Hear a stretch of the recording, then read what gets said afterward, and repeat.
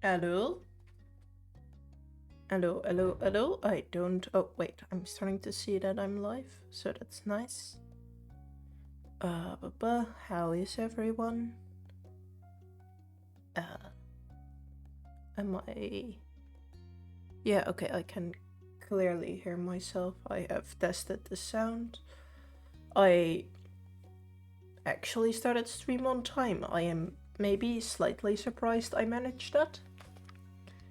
Because just as the past few times, I basically just rushed because I was like... Well, actually, no, I kind of forgot that I was gonna stream today. Okay,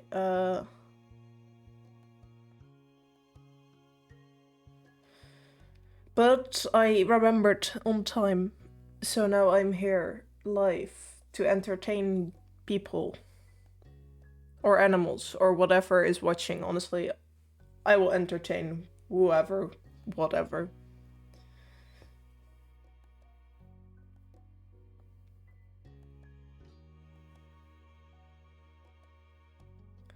But yeah,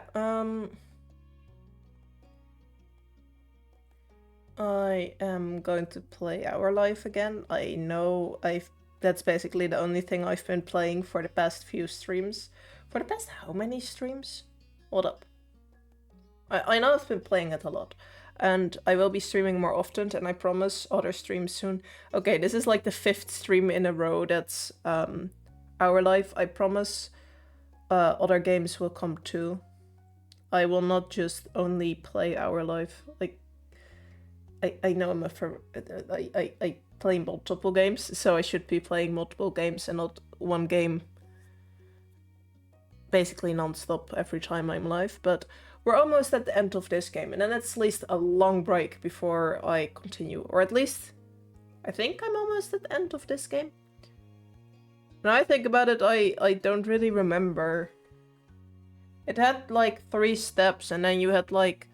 Wasn't the last thing a DLC that I don't have?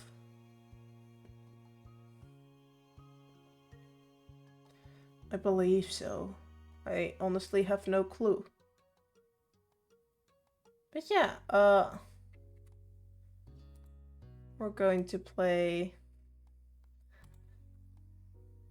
Our Life, and next time I think I will go for Spiritfarer, because that has been a long time since we played that game.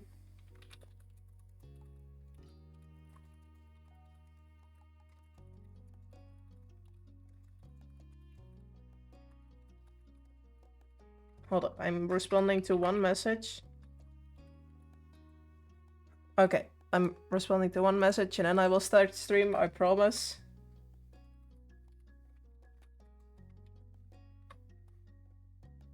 Okay, I have responded to the message. I will now ignore every message that I get. Let's switch to Our Life. Okay,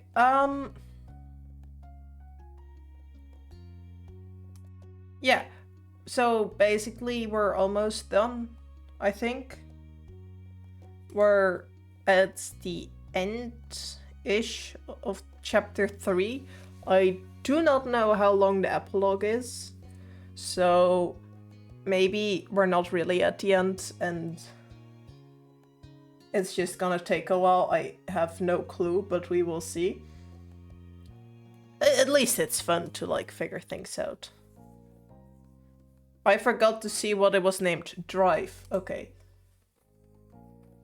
Like a lazy cat, you stretched your arms above your head and yawned, blinking your eyes sleepily. The day was warm and pleasant, and you were lounging on a couch in the living room, finding it difficult to do much more in that moment. Your mums and Liz had gone out shopping, looking for some new items for your sister to take back and decorate her college dorm with. They had asked if you wanted to go with them, but you declined. For you, today was all about relaxation. Gov had dropped by to spend some time with you, content to join you in Gove had dropped by to spend some time with you, content to join in with doing nothing. Still struggled with that sentence, but it went better. The two of you had been chatting idly as you lazed around, talking about the other things you had planned for the summer. Oh right, we started dating last time, right? Calls him as he sat on the couch. You were cuddling on the couch. Cuddling is great, yes. He had an arm loosely slung around your shoulders and his head dipped down against you, while you were nestled against his side, enjoying the comfort of his company. The day dragged on and you found yourself yawning more and more often between conversations. Hold up. The mention of yawning made me yawn. You had almost dozed off completely when suddenly a buzz rang out, disturbing the silence. Your phone was on its charger in the kitchen, so it couldn't have been that. Gove pulled his own phone from his back pocket and checked the screen. His movement had jostled you, so you tried to readjust your position to get it right again. Oh. It's my mom. After leaning forward and setting the phone on the coffee table in front of you, Gove hit the speaker button. Hey, what's up? True is here too. Hi. Hi, Gove. Hello, True. Aw, she's still very pretty. Hey, Mom 3.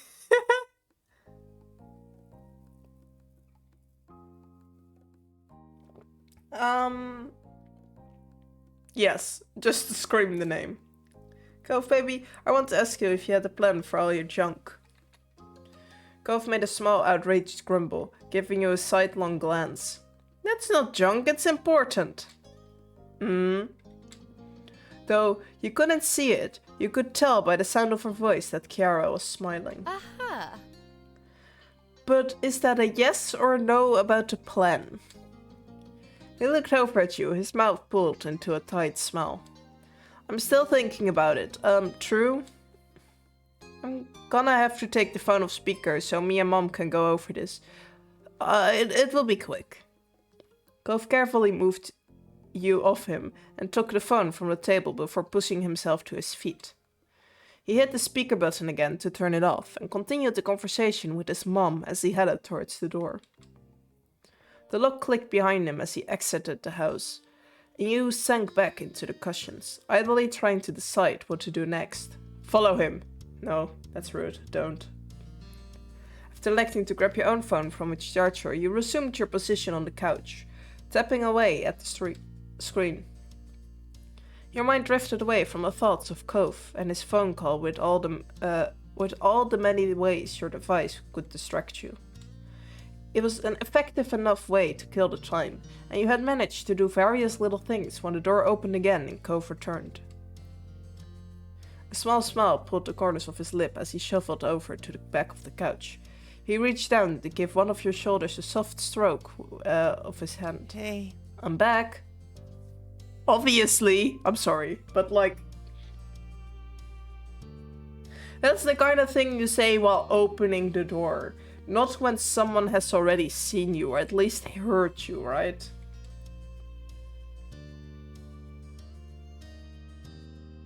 Kiss. I enjoy that we now have these options. It's fun. Like, it only took us 22 hours in total to get to the romance part of this kinda romantic game. Talk about a slow burn. You met him with a quick peck before pulling back. A flush of pink stained his cheek. Is everything okay? That's... Everything is fine, just... He turned his head, suddenly running a hand through his hair and letting out expirated breath. He seemed nervous, but you couldn't imagine why. Fine. It's fine. Not anything to worry about. You raised an eyebrow at this tone, moving your head to the side to try and meet his eye. That doesn't explain what's going on. He shrugged and gave you a tight smile, trying to play whatever it actually was off as unimportant. There's nothing going on, just stuff I can deal with later. Some other time. He was transparently avoiding the truth. You stared back at him, seriously, and indicated that you weren't going to ignore what he was doing. Eventually, he broke beneath your stare, hanging his head in his hands and groaning. I need to make another trip to my mom's place. There's some stuff out there that I'm gonna use, so I have to pick it up. It wouldn't make sense to ship it, and I couldn't bring the stuff back with me last time since I flew. Oh. Suddenly he understood what the phone conversation had been about. Cove was going to drive to his mom's house in Nevada. And will you go? Mom thinks it would be the best to do it now. I'm still kind of free, but... Cove prouded, giving you an unhappy look. You could see the prospect was already taking a toll on him. I don't want to. I was just there, and for even longer than usual. Why do I have to leave right now? When it's our last summer like this. You can hack it. I don't want you to go either. You shook your head affectionately. It's kind of sweet. He was always dramatic. Looking up again, you met his bright, aquamarine eyes, finding a sad smile tugging on his lips. Oh. Suddenly his eyebrows jumped and his eyes lit up like a lamp. You could come with me! What? You should come with me. I mean, I get that the two of us live next door to each other and my mom lives in another state. My trips there are usually to spend time with her, just the two of us. But this time, it won't be like that. All I'm gonna do is drive over, stay for the night, and then pack up in the car in the morning and turn around again. Most of the time will be spent in the car, so it'll be good to have another person there. Plus, you would have the chance to see my mom again and her place. Maybe you could even find something cool to break at on the way. You couldn't stop yourself from laughing at this enthusiasm. He blushed a little, reining himself in. Please? I just feel like it could be fun. Please, could you think about it? I wanna go. A road trip sounds fun. I will have to let my moms know. As long as we've got nothing else important on the days we pick, then there's no reason I wouldn't be able to go. He grinned from ear to ear, thrilled by the news. I'm so glad. I'm so glad. This is so great. I will call my mom back and let her know right now. You spent some time thinking together. You spent some time together going over your schedules and making plans for when you could take the trip. You needed to fit around Cove's work schedule, which he brought up on his phone to double check. Luckily, it was only a 2-day trip, so finding a couple free days in a row wasn't impossible. It wasn't long before the dates were finally set and all the plans were made. I would be excited for the trip. It sounds like fun, like as long as I can drive. But even if I could, I don't really want to drive.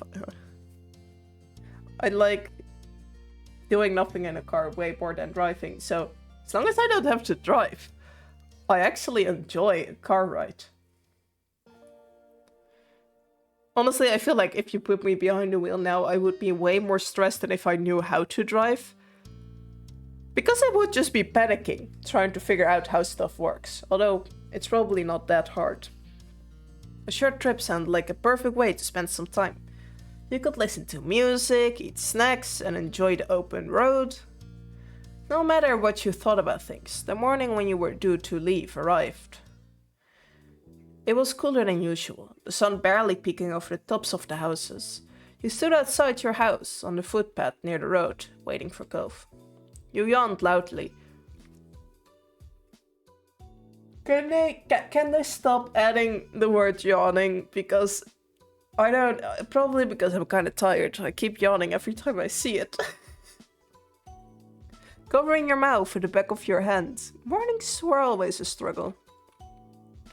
With your travel bag clutched in one hand, you watched as Cove finished packing up his car.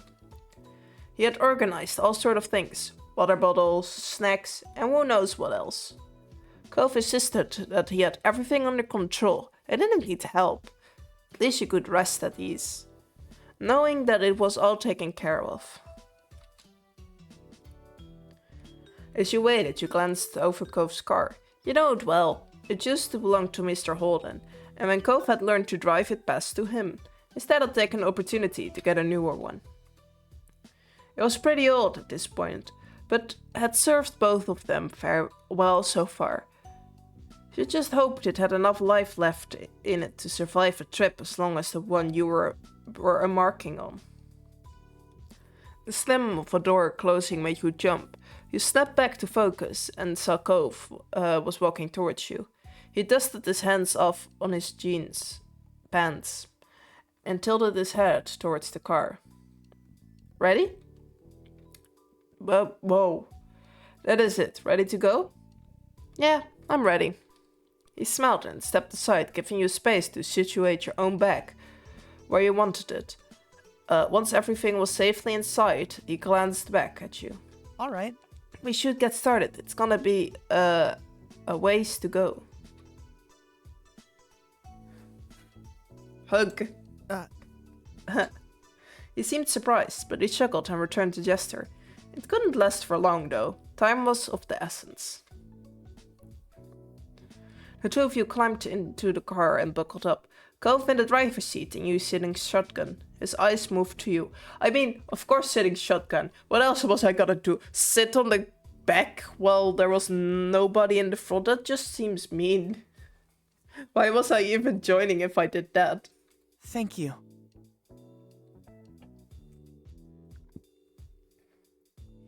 Thanks again for coming on this trip with me. Of course, it's no problem. After checking the mirrors and starting the engine, he pulled out of the driveway and the trip began. With a small sigh, you got cozy in your seat and watched the familiar houses in your neighborhood pass by. Cove reached over to turn the radio.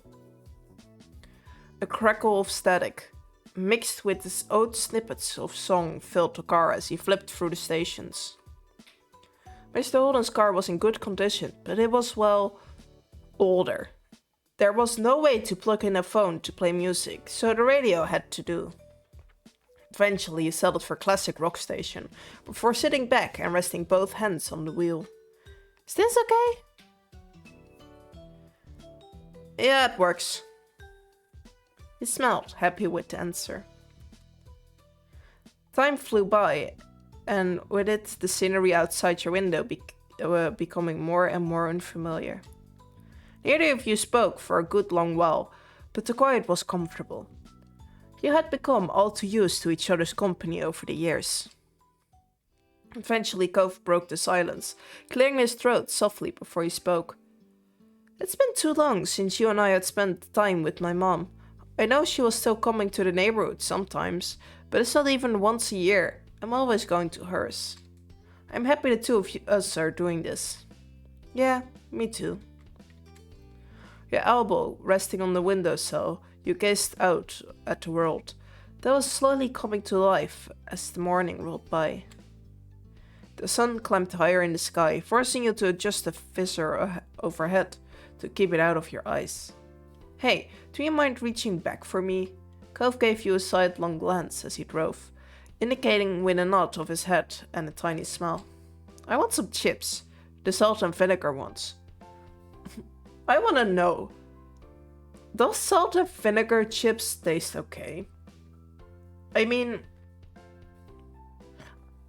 I've never tasted it, so I know I'm not allowed to judge too hard, but it sounds like a really bad combination. Well, not combination, I don't like vinegar. That just sounds awful. Then again, salt on its own is also meh. Like, does it really taste okay? I don't know. I don't know how you can eat that. He huffed impatiently, keeping his eyes on the road. I like them and want to eat them. You shouldn't have a problem with letting me, since you don't even like it. Stretching out the seatbelt, you give yourself space to twist in your spot and reach into the back holding the snacks. It took a bit of effort to sort through the collection of goodies stuffed inside, but eventually the bag of chips crinkled beneath your fingers as you pulled them out and sat back in your seat. Here. Thanks. Do you mind opening it? His eyes lit up at the prospect of a snack and you shook your head in amusement, popping the top of the bag. Do you want me to feed them to you? No. Held the open bag open. Like, don't distract the driver too much, like feeding probably would. Well, okay, maybe not. I think I've seen that happen a few times, but like, it seems distracting.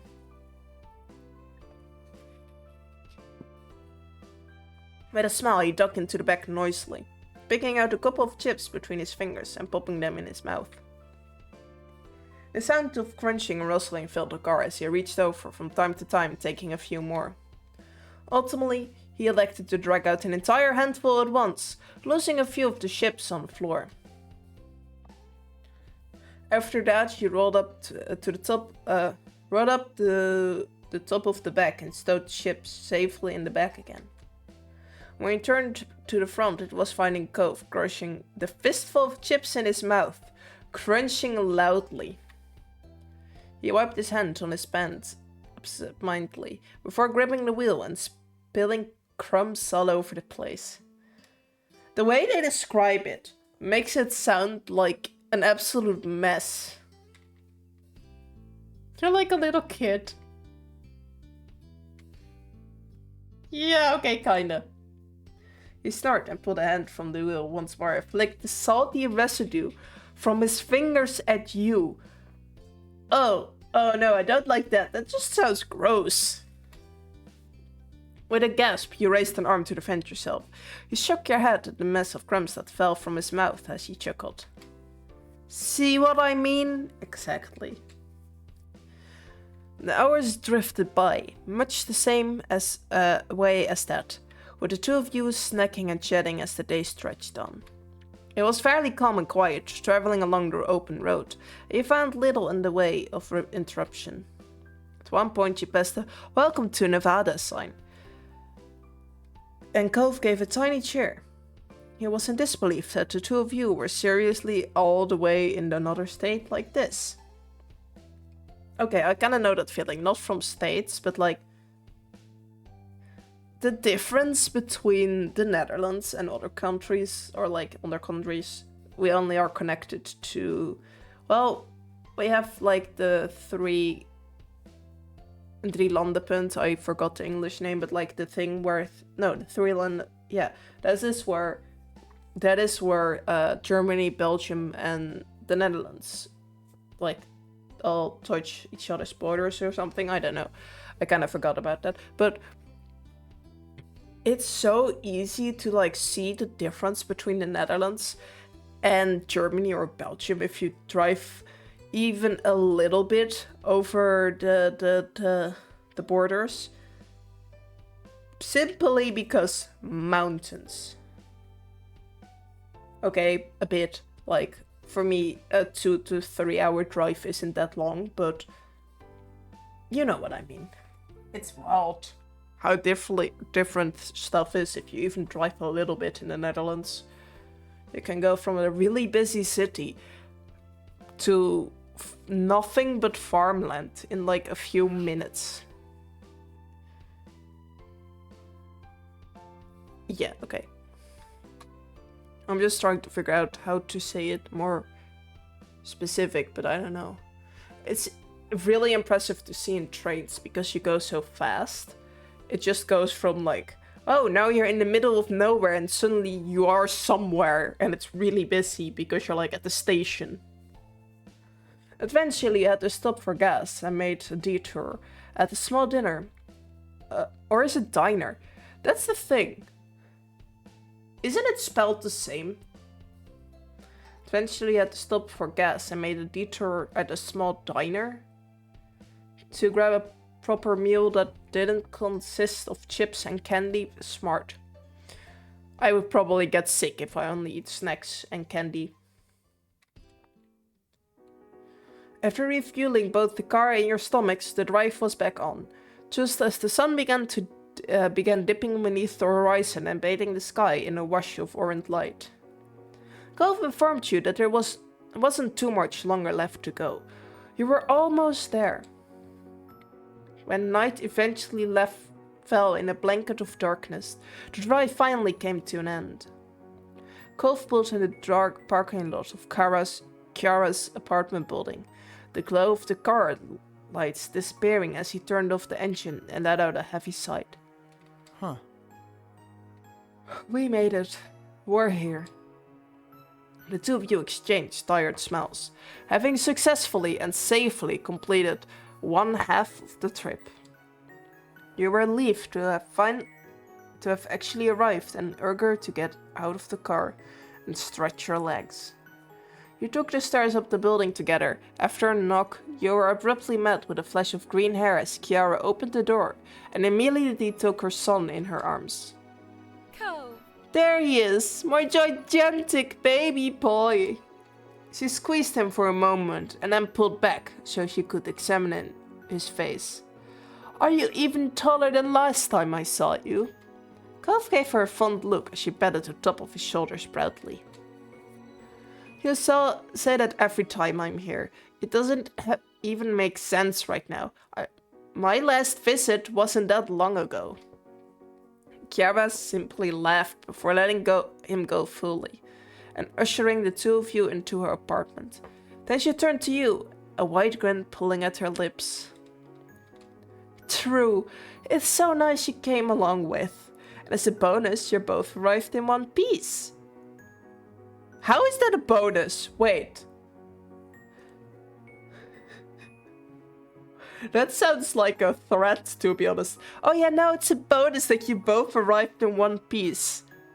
What do you mean it's a bonus? Like, I know to say that, like, it's kind of normal in the Netherlands, at least, to say you arrived in one piece.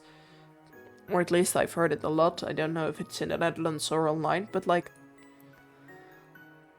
as a bonus just makes it sound like a threat. Yeah, it's good to see you. It's been a long time. Kiara beamed at you both, and while you would have loved nothing more than to settle down and rest after the drive, you could see that she wasn't going to let you go that easily. So, how was the trip? I admit, I was just a pinched worried. We barely made it. Let Cove answer that. We're tired and all. It was fine. No problems for us. Kiara clapped her hands together, the bracelets around her wrist jingling. I'm so proud. I can hardly believe how mature you both are. Where did all those smarts come from? Cove ran a hand over his hair with an awkward chuckle. I don't know. Maybe I got some from my parents. His mom looked up at him deeply, her eyes glistering as she shook this sentimentally off with a wave of her hand. You have to be half asleep already, huh? I don't want to keep you up much longer. Early morning and any woozies. Any woozies? Okay. How do you want to deal with the sleeping arrangements? I've only got my own room and coats, though the living room couch isn't bad. Sure can use my bed. I just sleep on the floor in the room. It doesn't matter for one night. Kiara laughed out loud, startling you both. You raised an eyebrow at her outburst, giving her a quizzical look. Oh yeah, you will just stay on the floor. You couldn't handle that much back when you were 13, with both your parents in the room. Cove blushed a dark red and gaped, completely unprepared for her to pull out the embarrassing moment from the past. Hey! Mom!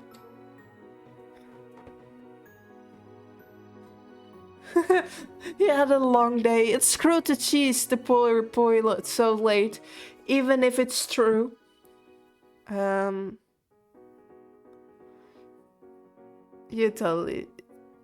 totally what you do. Okay, what exactly would he do? Hold up.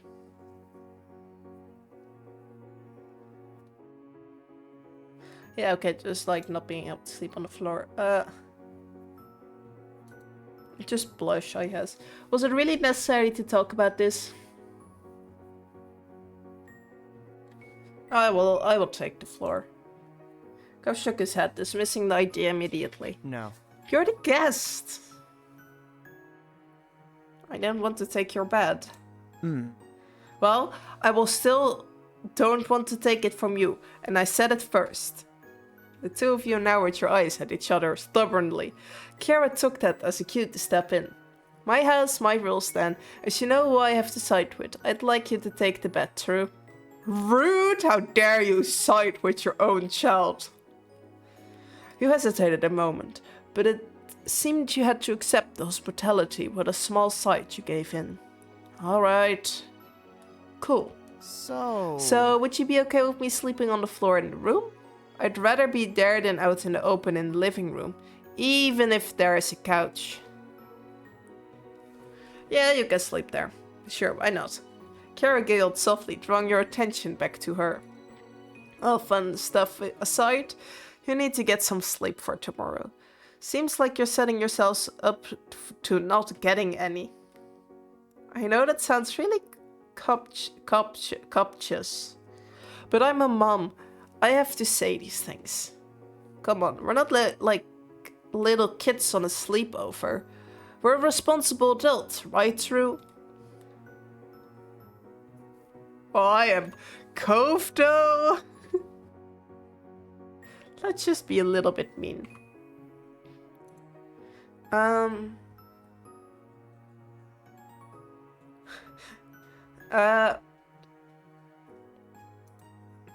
Hey! Hi! It has been a while. How are you doing?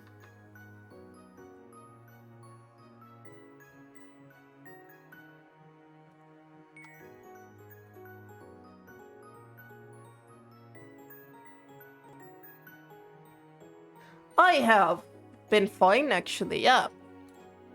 I have been playing this game a lot, and it's been great. Although I streamed less because of school. And then I dropped out of school, so now I had more time to stream, and then I got sick. But it was also fine, it was mostly just a cold. So I wasn't really sick, it was just... I couldn't really stream because it didn't sound really nice for if I was talking, but yeah, no, I'm fine at the moment.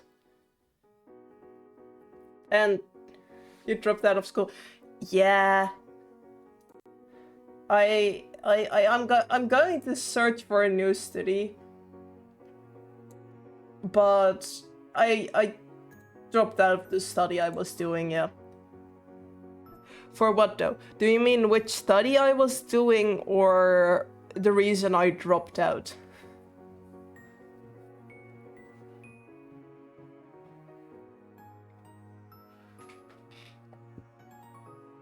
Okay.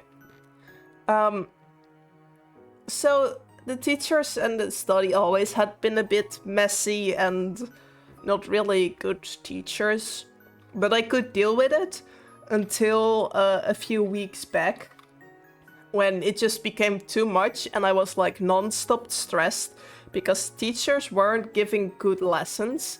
They gave us way too much work and I just lost all motivation for the study. I lost all motivation to program and anything.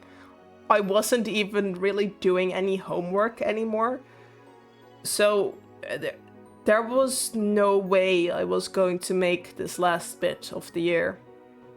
So I talked with like friends and family and I was like, oh yeah, no, I'm gonna stop. I'm probably still going to find a study, but I don't remember if I ever explained like how the how after high school works in the Netherlands, but you have different, not really grades, but difficulties. And I was doing HBO, but I'm probably going to university now, so that's like a step higher, because the way of teaching there probably fits me better, and I have the right diploma for that anyway, somehow. But yeah, no. like made a decision, and I hope I don't regret it. At the moment, I still don't regret it. The only thing is, I need to find a job. Because I decided to drop out 6 days after like the deadline to sign up for the next school year. Anyway, back to the game. You chuckled quietly to yourself as Gove gave you a disapproving look. I forgot I was not in the game while pressing the space button. It's understandable that you left though. Teachers can be messy sometimes. I go. Well, yeah. They weren't just... They weren't teaching. There were so many classes I just started skipping because it didn't matter if I attended them or not, because I wasn't picking up anything anyway. Because they were just explaining very badly, only saying the stuff that was like on the slides. Or just talking so softly that even if I was sitting on the first row, I couldn't hear them. So fun times. I will leave it at that then, for now. Just remember that the walls are thin in this apartment. If you can't settle down and sleep, I might have to separate you. Oh god. Will be good. Marvelous. Perfect. Kiara clasped her hands together, her bracelets softly tinkling against each other. Wait, the last time you were with our live stream, wasn't that when they were still children? I think you missed quite a lot in their lifetime.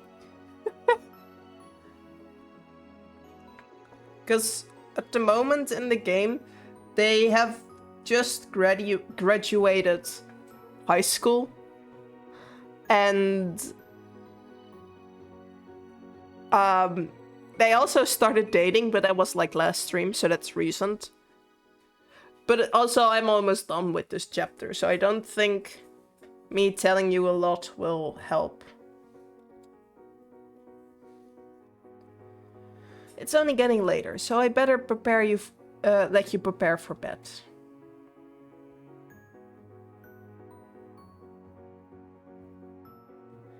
Is the story long? I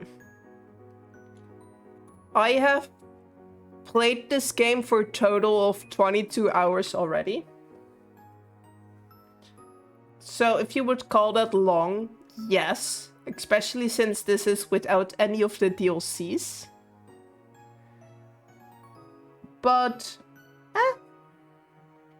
I had fun while doing it, so I didn't mind spending all those hours. She nodded towards the hallway and gave you a small smile. We'll play hostess for a sec and show you where the bathroom is first. True, and where you will be staying the night. Thank you. You hoisted your travel bag over your shoulder and followed behind Kiara and down the hallway. Cove shuffled along behind you, disappearing into the bedroom while his mom had you go to the restroom. The apartment was small, but nicely decorated in soft, cool colors, with plenty of artwork hanging on the walls to give it character. It was stylish, and exactly what you would have expected from someone like Kiara. After being shown the bathroom and wishing Kiara good night, you headed into the room and found Cove already there. He had changed into his sleepwear for the night, as well as set aside his glasses already. Looking around, you found the bedroom to look much the same as the rest of the apartment, but with small ocean elements. You were sure Cove must have enjoyed when he stayed here. All in all, the room was pretty and clean, though it almost looked more like a hotel guest room than a bedroom. Cove only spent a few weeks out of the year there, so it made sense that it wasn't especially lived in. So? Oh, it's the pretty shirt! What do you think? It's pretty nice, huh? Mom always keeps it clean and everything, even when I'm not here. Yes, the wings. I find it very pretty. That's sweet of her. I know enough parents that just would, like, not clean their kid's bedroom if they're not there. Yeah, she's good like that. He seemed pleased enough with the response and gave you a small smile, before opening the zip on his bag. When you went back to the room, you jumped in bed and under the covers, just as Cove was shuffling into his sleeping bag on the floor. You waited until he was settled in before you flipped off the lights, and a soft glow from outside peeked through the blinds, casting shadows over the floor. You closed your eyes, blocking everything out. Night. Night, True. Night, Cove. Sleep well. The room grew quiet as the two of you wound down for the night, and you found yourself listening to the sound of the city outside the window. The noise out there was so different to what you were used to back home. Cars zooming past and people having fun instead of crashing waves and the ocean winds cocooning your house in their embrace. Cove shifted around in his sleeping bag, making the fabric crinkle loudly. I've outgrown this thing. I should have checked it earlier, but the trip was kind of short-noticed. Are you making the vroom vroom car noises they are hearing? Honestly, in my own room, I don't hear that much noise at night, unless someone is like directly talking outside my house, or there is a party. Then you hear like really loud music. Otherwise, it's kind of quiet.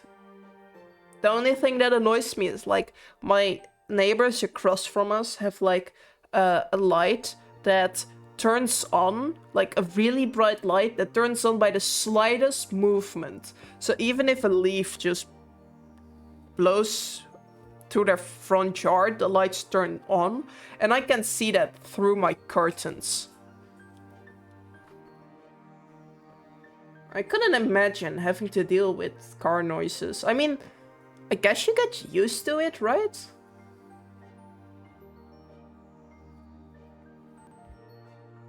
The motorcycle is the loudest. The motorcycles are always the loudest. That's fair. It's like a FNAF jump scare. Oh yeah, that's the worst. I was watching a FNAF video from I don't remember who anymore today. But I had it open on my second screen and I was like focused on something else with headphones on, not really noticing anything else, and suddenly I hear like the really loud screaming jump scare. I fell out of my chair because I completely forgot I had a video on.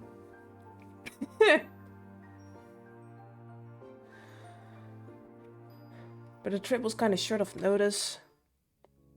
Why don't we share? I mean, I share a bed with friends all the time. Why not share? It's big enough.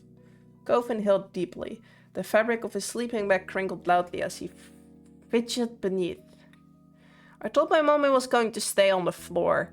Yeah, I think your mom knew you weren't going to do that. Your friend, wondering when that had ever stopped him before. Did you really plan on going through that with that? Beside me, if I move a lot in my sleep. Okay. Here's the thing. I move a lot in my sleep too, and I warned people before. Like, I think the one that complained the most was a cousin of mine once. But most of the time it's fine. They don't complain. Maybe I just sleep peacefully if there's someone else next to me, or they don't want to be rude. I have no clue. But I've never pushed anyone off bed before. I have a weighted blanket though, so I know for a fact that I can move around at least like 15 kilogram in my sleep without waking up. Because I've woken up multiple times with just a blanket somewhere randomly on my bed, instead of, you know, on top of me. He hesitated a little, the silence stretching between you. You couldn't help but smile to yourself. You knew him well. The sleeping bag rustled again, and through the dim light you saw him stand and head towards the bed. He took in a deep breath as he ran his hand across the top of the blanket, gathering his nerves as his eyes met yours. And then he paused, head tilted to the side, as if silently asking permission. That's all right. You shuffled over to make room for him as he pulled the bedding up and crawled beneath the covers, leaving the two of you close together, but not quite touching. He exhaled a heavy breath as he laid down on his side, his head getting comfy on the pillow next to yours. You had a strange feeling in your stomach, like it was going a little somersaultus. But it felt good to have him close. He raised his finger and delicately brushed the tips over your cheeks, drawing a shaky sigh from your lips. What's that? If I remember, it's like the handstand, but then you move further. I can Google it real quick, but I think it's like the thing where you... Oh no, wait. A somersault is an acrobatic exercise in which a person's body rotates 360 degrees around a horizontal axis with the feet passing over the head. So basically, yeah. Dang. Well, I had the wrong thing in mind, but yeah, no. Interesting. The Google Images is so goofy. Yes, Google Images are always goofy. Oh, it's one of those too. Oh my god. Some of these just look like the people are about to break their neck. What? Okay, I'm gonna stop looking, but... Huh. Okay, interesting pictures, yes. Not what I expected, but okay.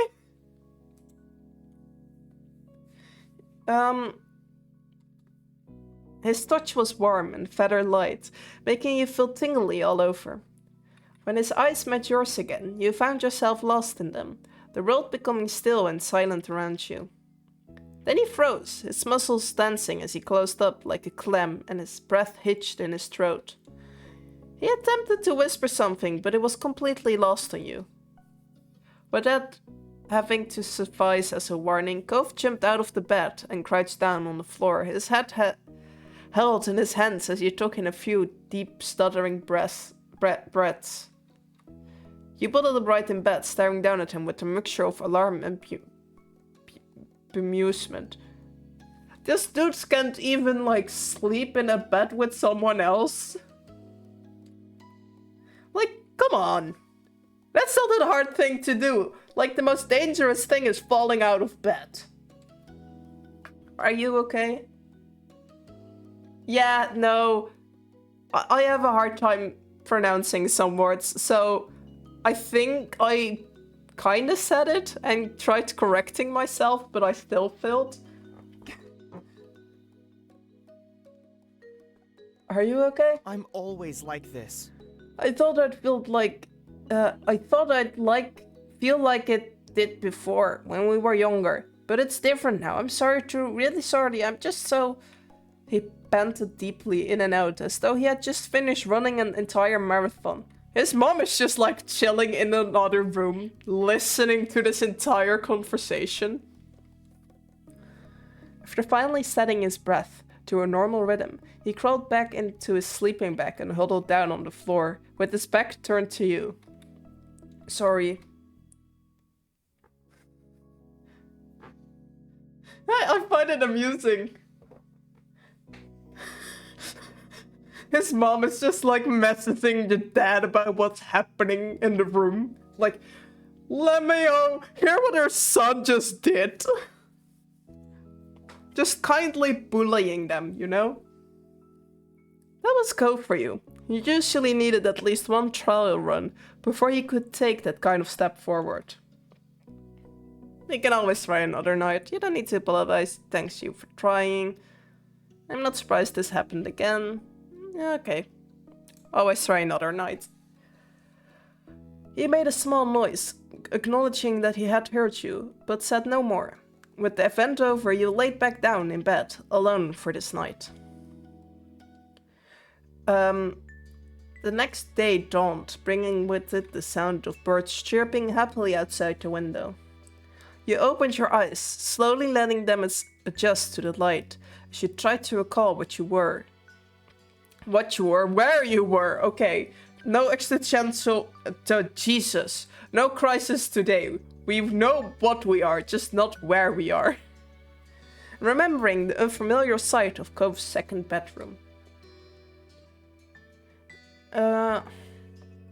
I would probably wake up on my own. I'm terrible at sleeping in places that I don't know. I wake up from like the slightest of noises if I can even fall asleep. The early morning sun filtered through the blinds, telling you it was about time to get out of bed and start getting ready for the day. The sound of ghosts shuffling around the room drew your attention, though you weren't surprised he had always been a morning person. I think I would wake up by myself. I speak from experience. I am also too sleepy. We had like for New Year's Eve, we went to my aunt on like the other side of the country, which isn't far away in the Netherlands. It's like 2 hours, but it was New Year's, so like my parents didn't want to drive back because it was late and that kind of stuff, and fireworks and whatever. So we stayed there, but I was in a room, and I was like, oh yeah, no, I'm like an adult. I can deal with sleeping in a new room. And I fell asleep somewhere around like 6 a.m. because I just couldn't sleep. Or 5 or 6 a.m. and I was like awake at 7. I had max 3 hours of sleep. No alarm, nobody woke me up. I just woke up because my body was like, okay, you had your sleep, this place scary, wake up.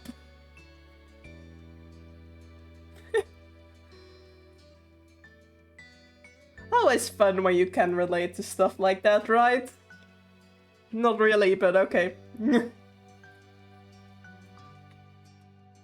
Sitting up in bed, you let out a yawn and stretch your arms above your head. I would feel tired.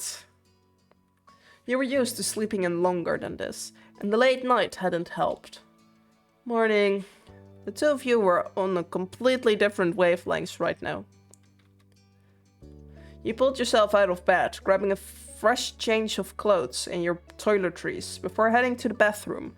After all that, you met Cove back in his room. He was sitting on the floor when you entered, sorting through a bunch of stuff in a box, determining what to bring and what to leave behind. Wavelengths! Physics reference! Ooh! When you put it like... I remember when I had to study wavelengths in like high school. They were both one of my favorite parts of physics, and I hated them. Like...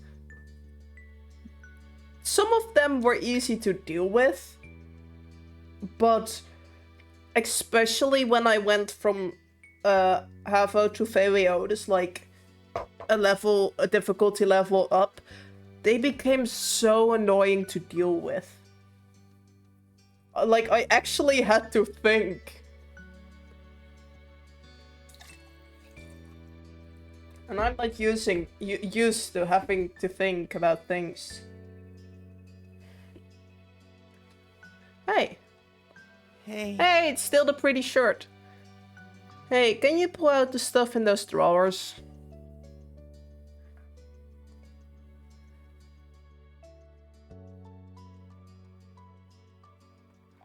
Oh. I'm kind of jealous about people who get multiple choice exams. Like, I know everyone hates physics, I failed physics on like Febionifo, so like it's fine. I still got my diploma and everything. I just failed one subject, so it was fine. But the multiple choice tests are like extremely rare in the Netherlands.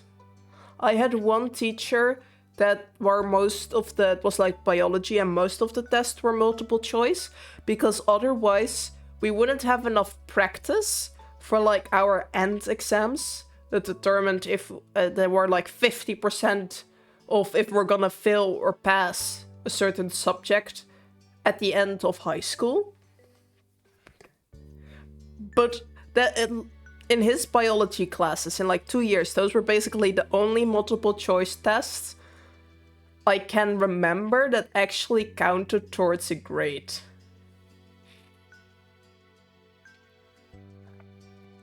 Oh no, for chemistry and physics and that kind of stuff, math, we got like a little book with some of the most common knowledge, and the rest was just like, learn it from your head.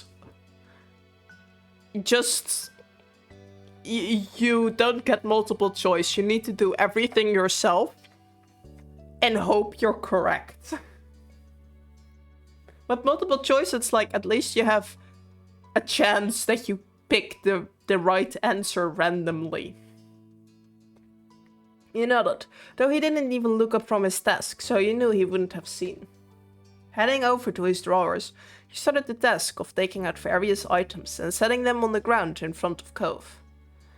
After a while, it became clear to you that Cove was acting strange whenever you went near him. He was flinching over your presence. Okay, we'll talk to my brain and give me a lesson session. I'm sorry, that's probably me translating something from Dutch to English, literally. Yeah, I don't, just, you have to know it. Learn it from my head, yeah, no. That's me translating stuff, literally. I mean, it's great to transfer stuff, translate stuff literally from Dutch to English. Because, like, a seal, literally translated, would be a sea dog. A vacuum cleaner would be a dust sucker. Yes, sea dog, I know.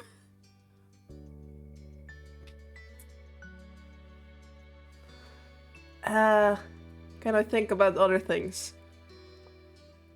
Yes, dust sucker, they're great, I know. The Friends bread, like a bucket? I don't know. Like the long things would be called stick bread.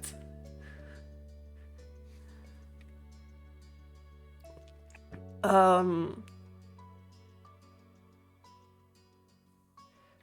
I have... I feel like I have another one. I know that, like, Trash Panda, the raccoons, they would be called Laundry Bear. Or Cleaning Bear. There's a lot of words in Dutch. I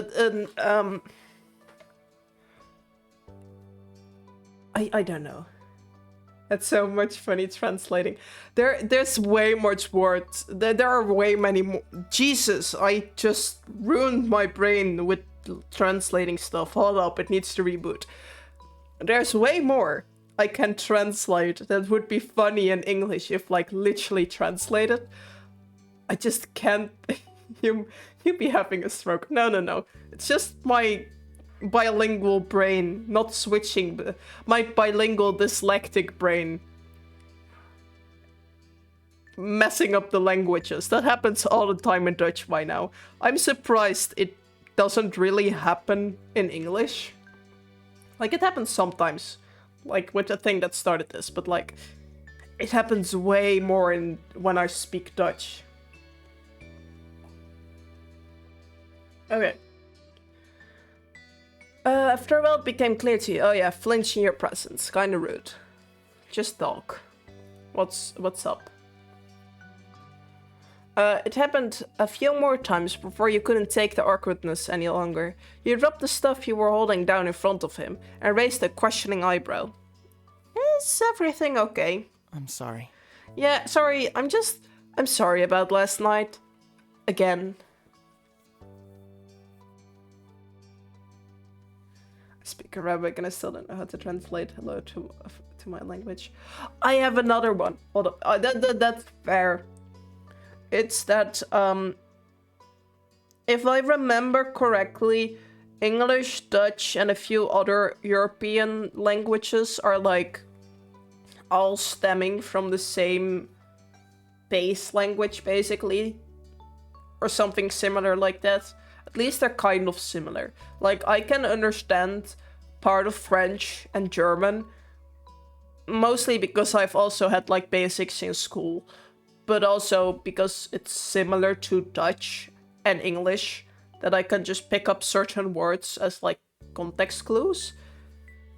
But I had another funny word that really confused me as a child when I started learning English.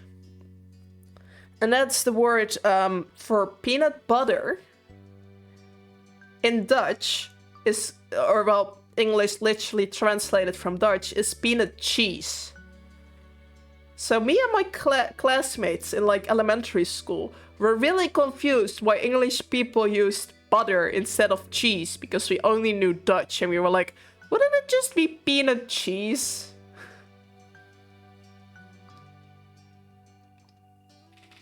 I still don't know exactly why it's called peanut butter, but okay. Cheese. Yes.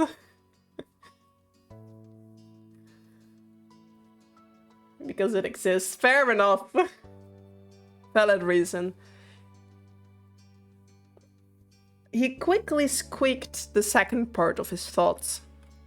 About not staying in bed with you. That's fine. If you were uncomfortable, you don't need to force yourself to do those things. I know you tried to not mind or be mad at me, but I wish I didn't have to make you accept me backtracking all the time. He swallowed thickly, struggling to find the right words to explain himself. I do think it felt nice, really.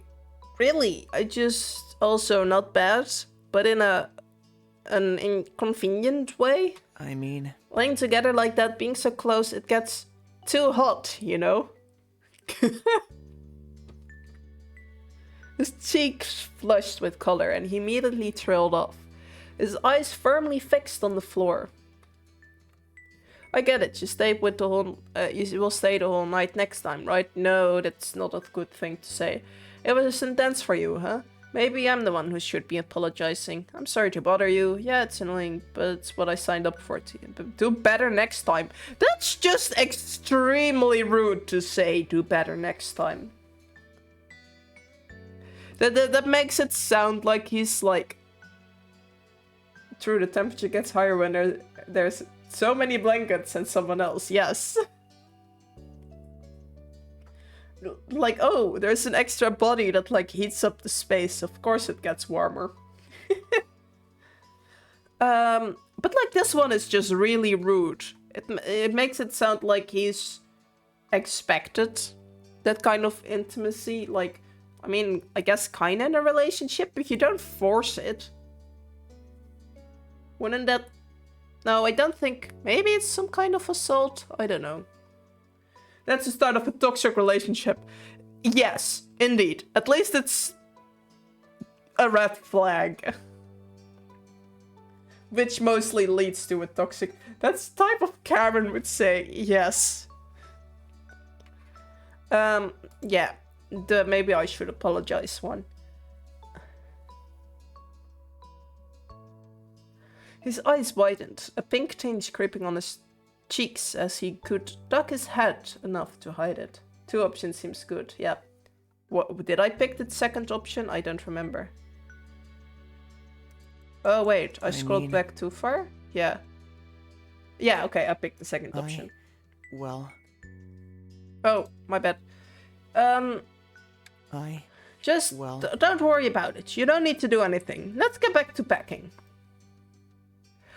With it more or less resolved, she went to grab some more items as Cove focused on books in front of him once again. I mean, like I said, I share my bed with like lots of people, friends, family, whatever. But I always give them like another option. It's always like, hey, do you feel comfortable doing this? Or do you want me to sleep on the floor? Do you want to sleep on the floor? Like, you're not gonna force someone to sleep in a bed with you. That's just weird.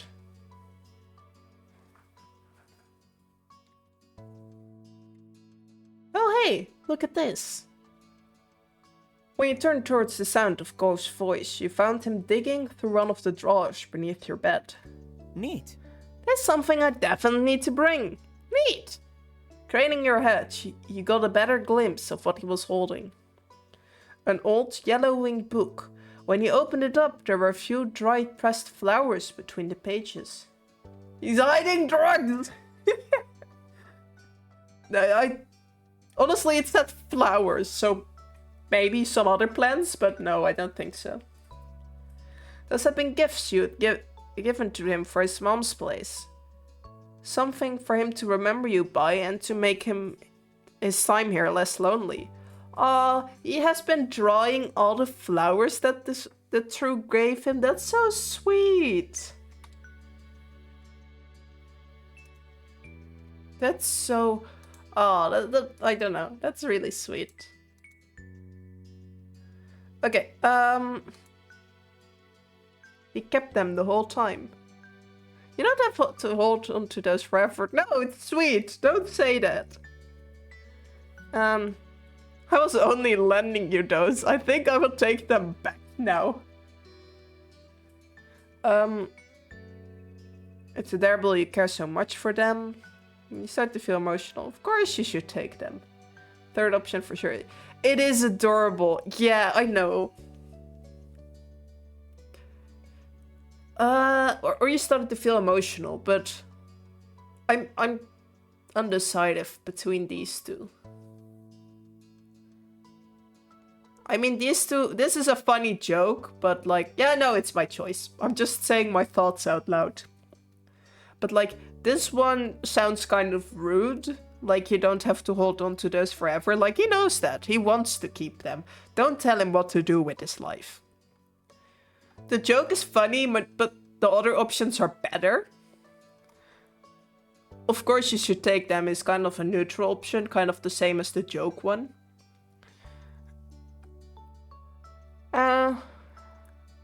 I think I'm also gonna go with the third option because while feeling emotional is kind of funny, I do want an interaction. And this also kind of shows that you're feeling emotional, right? Yeah, I'm gonna go with that one. He sighed, glancing between you and the items in his hands. They bring back some good memories. A faint blush of color crept over his cheeks as he looked away quickly. It's nice. These are special. It was important, having a piece of you with me when we were apart. I feel the same way. That's why I gave them to you. Cove smiled, pleased that the feeling was mutual. But then the expression became more amused. And did you keep the souvenirs I bought back? No, you said honestly. Nope, you said jokingly or of course. Okay, knowing myself, I would say nope in a jokingly voice. Mostly because I have done that with friends. Like, they would go like, oh, did you do this thing? And I would just say no. Well, it was fairly clear I did it. I didn't even know the whole story. Yeah, okay, basically Cove went back to his mom's place every summer for like a long time. At least a few weeks, maybe a month, I don't know. So, well, because his parents were like separated, but and also lived in different states in the United States. So, True would give Cove flowers for there, and Cove would bring back a souvenir. Oh, the one they spent late at night with the yellow butterflies, right? Oh my god, the yellow butterflies. Oh, the butterflies. I mean, I do think you mean when they were kids, yeah. Yeah, they spent I think I remember indeed with like the fireflies when they were younger, that he was annoyed that he had to go back to his mom's place, if I remember. I'm not certain, but I would go with nope, said jokingly. I mean, if you have an interest in this game, the base game itself is free on like Steam and other platforms, I believe also, like itch.io. I don't know.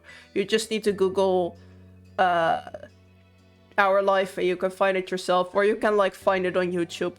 There are probably a lot of playthroughs.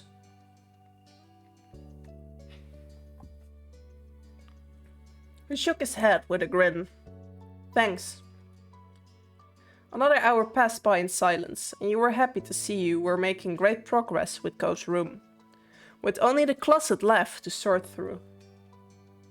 I don't want my parents thinking I'm playing a weird game. That's fair enough, honestly, yeah. I can understand that one.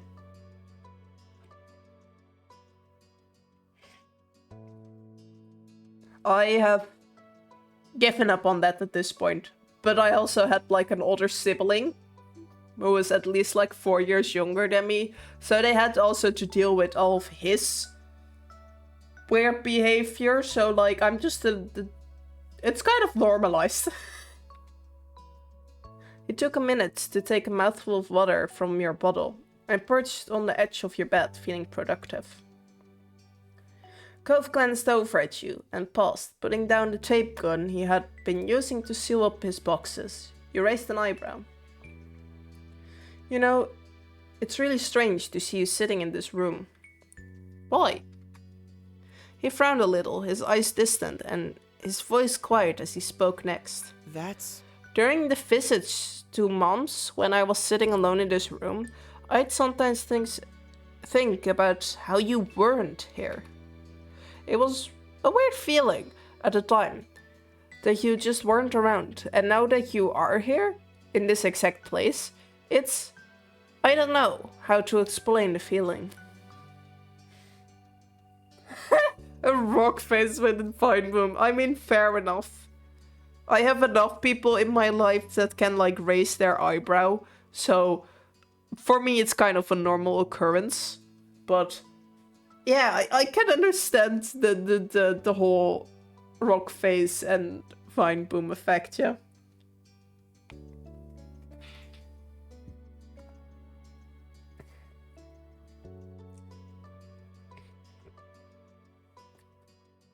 Okay, he shrugged it off and smiled a little, as though he had said enough already and didn't want to risk sounding silly. Life is pretty confusing, is all. Life is very confusing.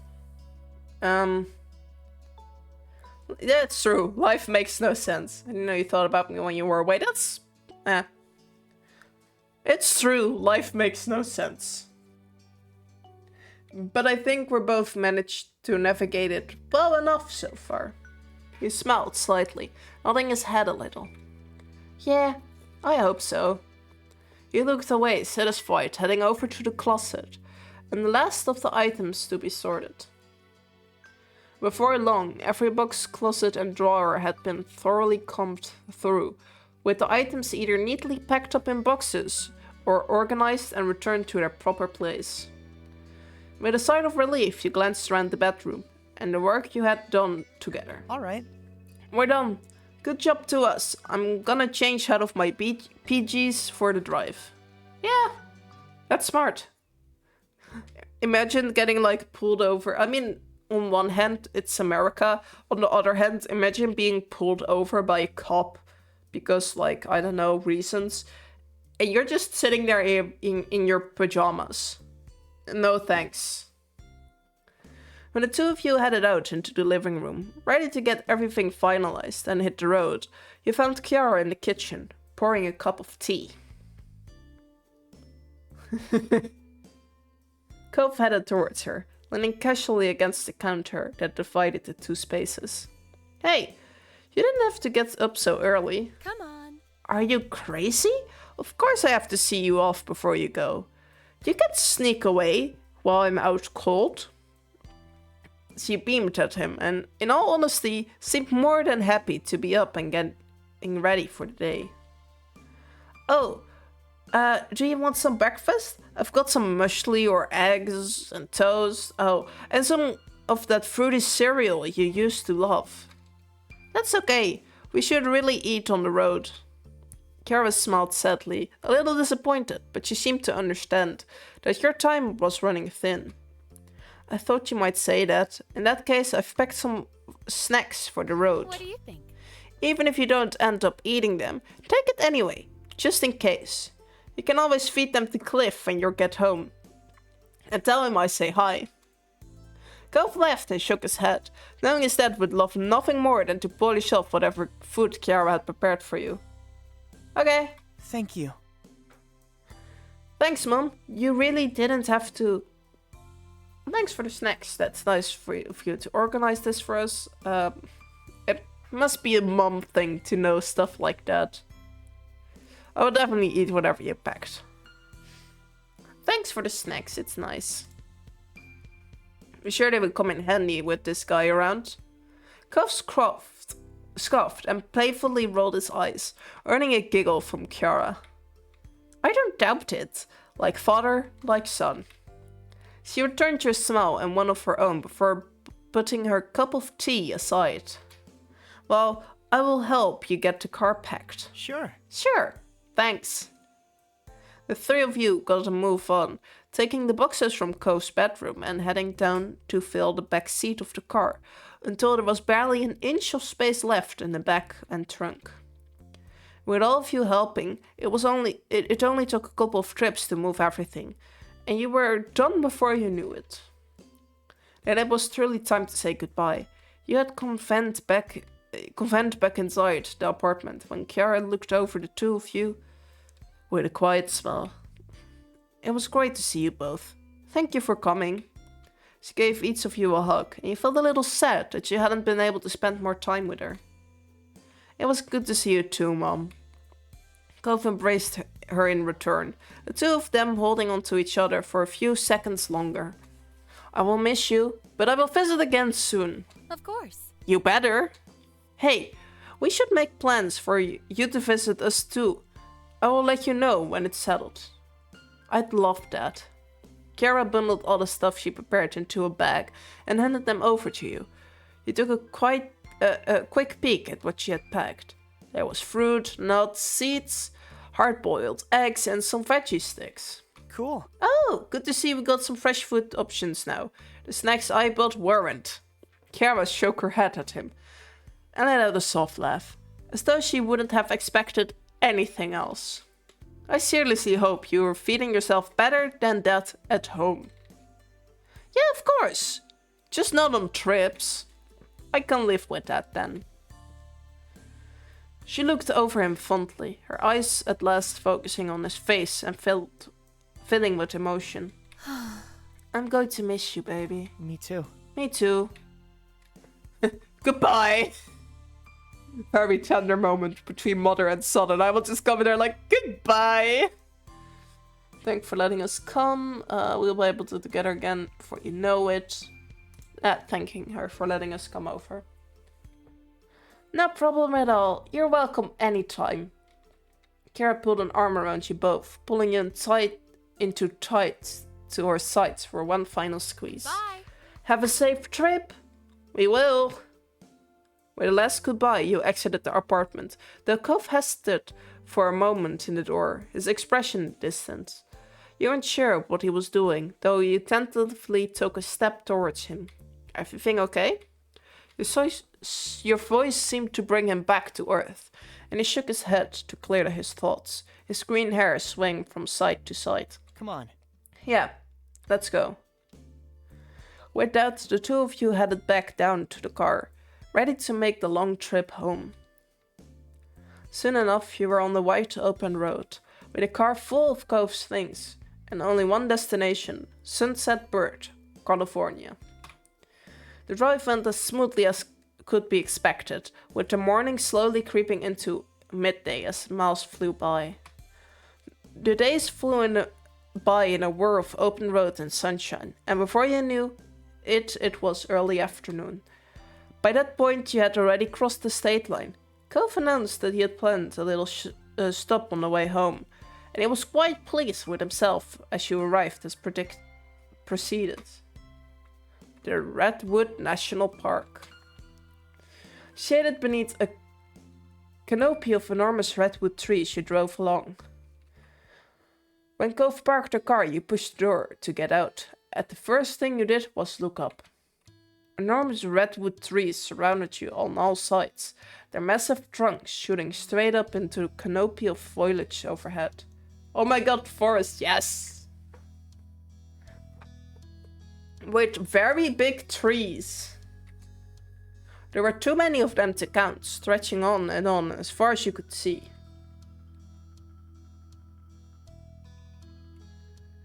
I'm sorry, I got distracted thinking about the forest, like the forest around, not around my house, but near my house. And I think I would not describe them, the like trees, the same way as described here, but that's okay. Because this is like an entire different forest, obviously, because I don't live in America, but, you know, a forest. First thing that comes to mind is a forest near my home.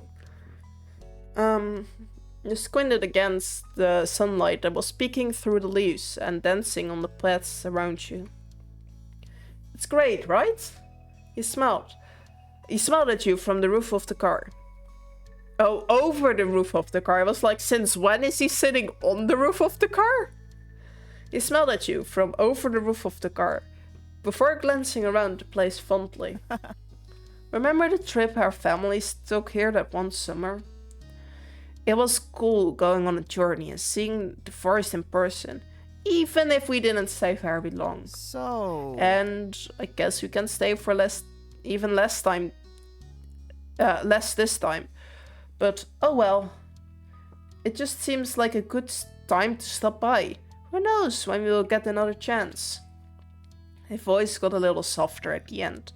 It seemed to be bittersweet for him, being in a place he was so fond of, but not having the time to appreciate it fully. Not stop at all. No. It's nice to stop here. It's sweet. It was a beautiful place to stretch your legs and take in some fresh air.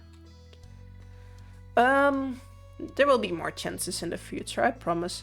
It's better than taking a break at the gas station. I will put up with trees for you. I will put up with you for the trees, never mind. My brain switched those things around. Oh, I think my dyslexia just went, I will put up with the trees for you. Like, I don't know how it did it, but probably. More chances in the future, that sounds sweet. Cove smiled, shoving his hands in his pockets and dipping his head. I'm gonna hold you to that. The two of you walked around for a while, completely dwarfed by the sheer scale of the redwoods. It's kind of putting your view of yourself and everything in a strange perspective. You took in a lungful of clean forest air, listening to the sound of bird songs and the cool breeze rustling through the underbrush, taking advantage of space to move around freely. However, you felt about being there, it was a totally different scene than sitting in an old car for hours and hours.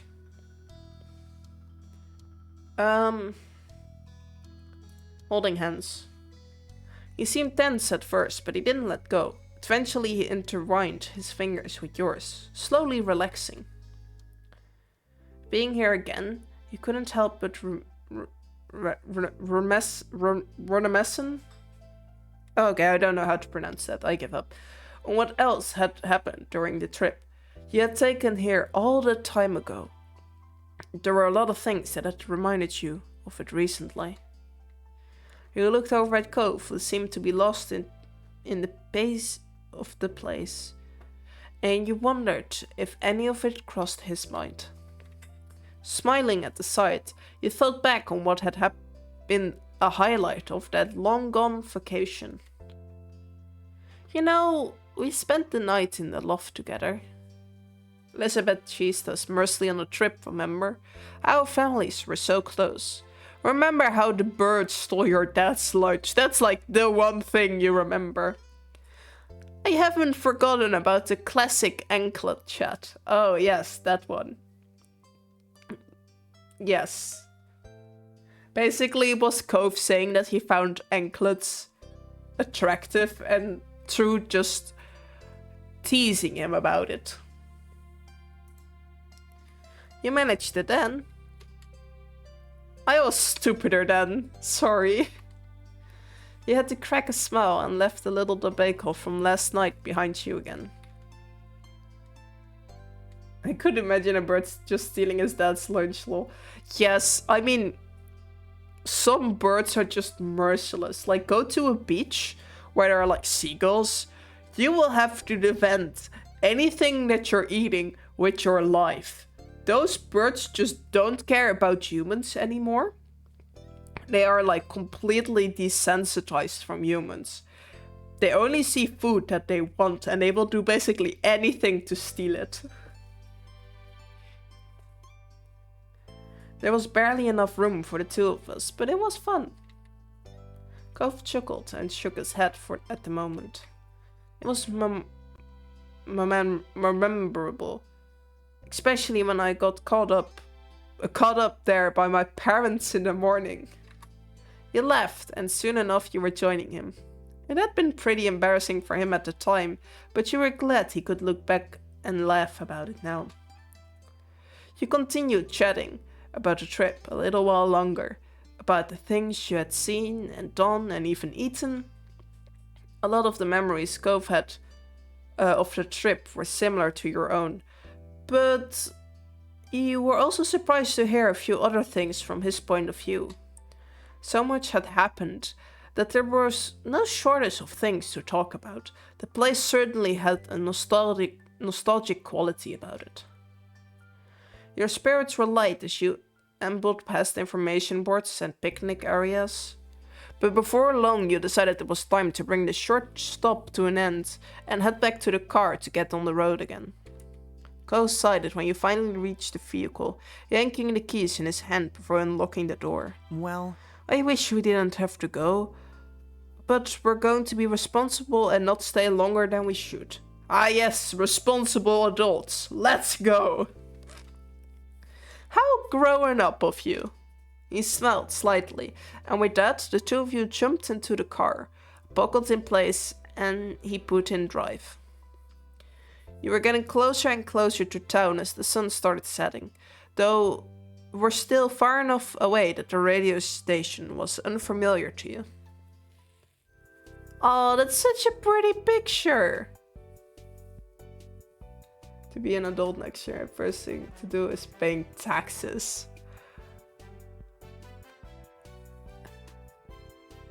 I wanted to say I'm an adult and I don't remember paying taxes, but I don't have a job yet.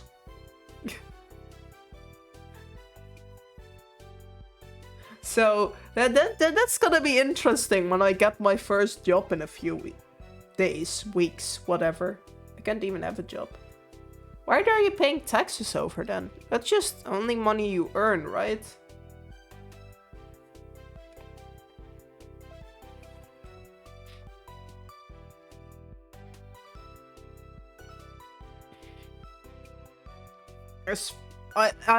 As far as I know, paying taxes is something you do over money that you earn.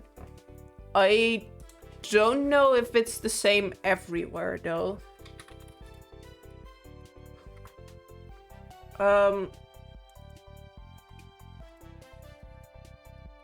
When? Well, there are different taxes. I'm talking about income tax, I don't know. Not sure how these stuff works, so yeah, but fair enough, honestly.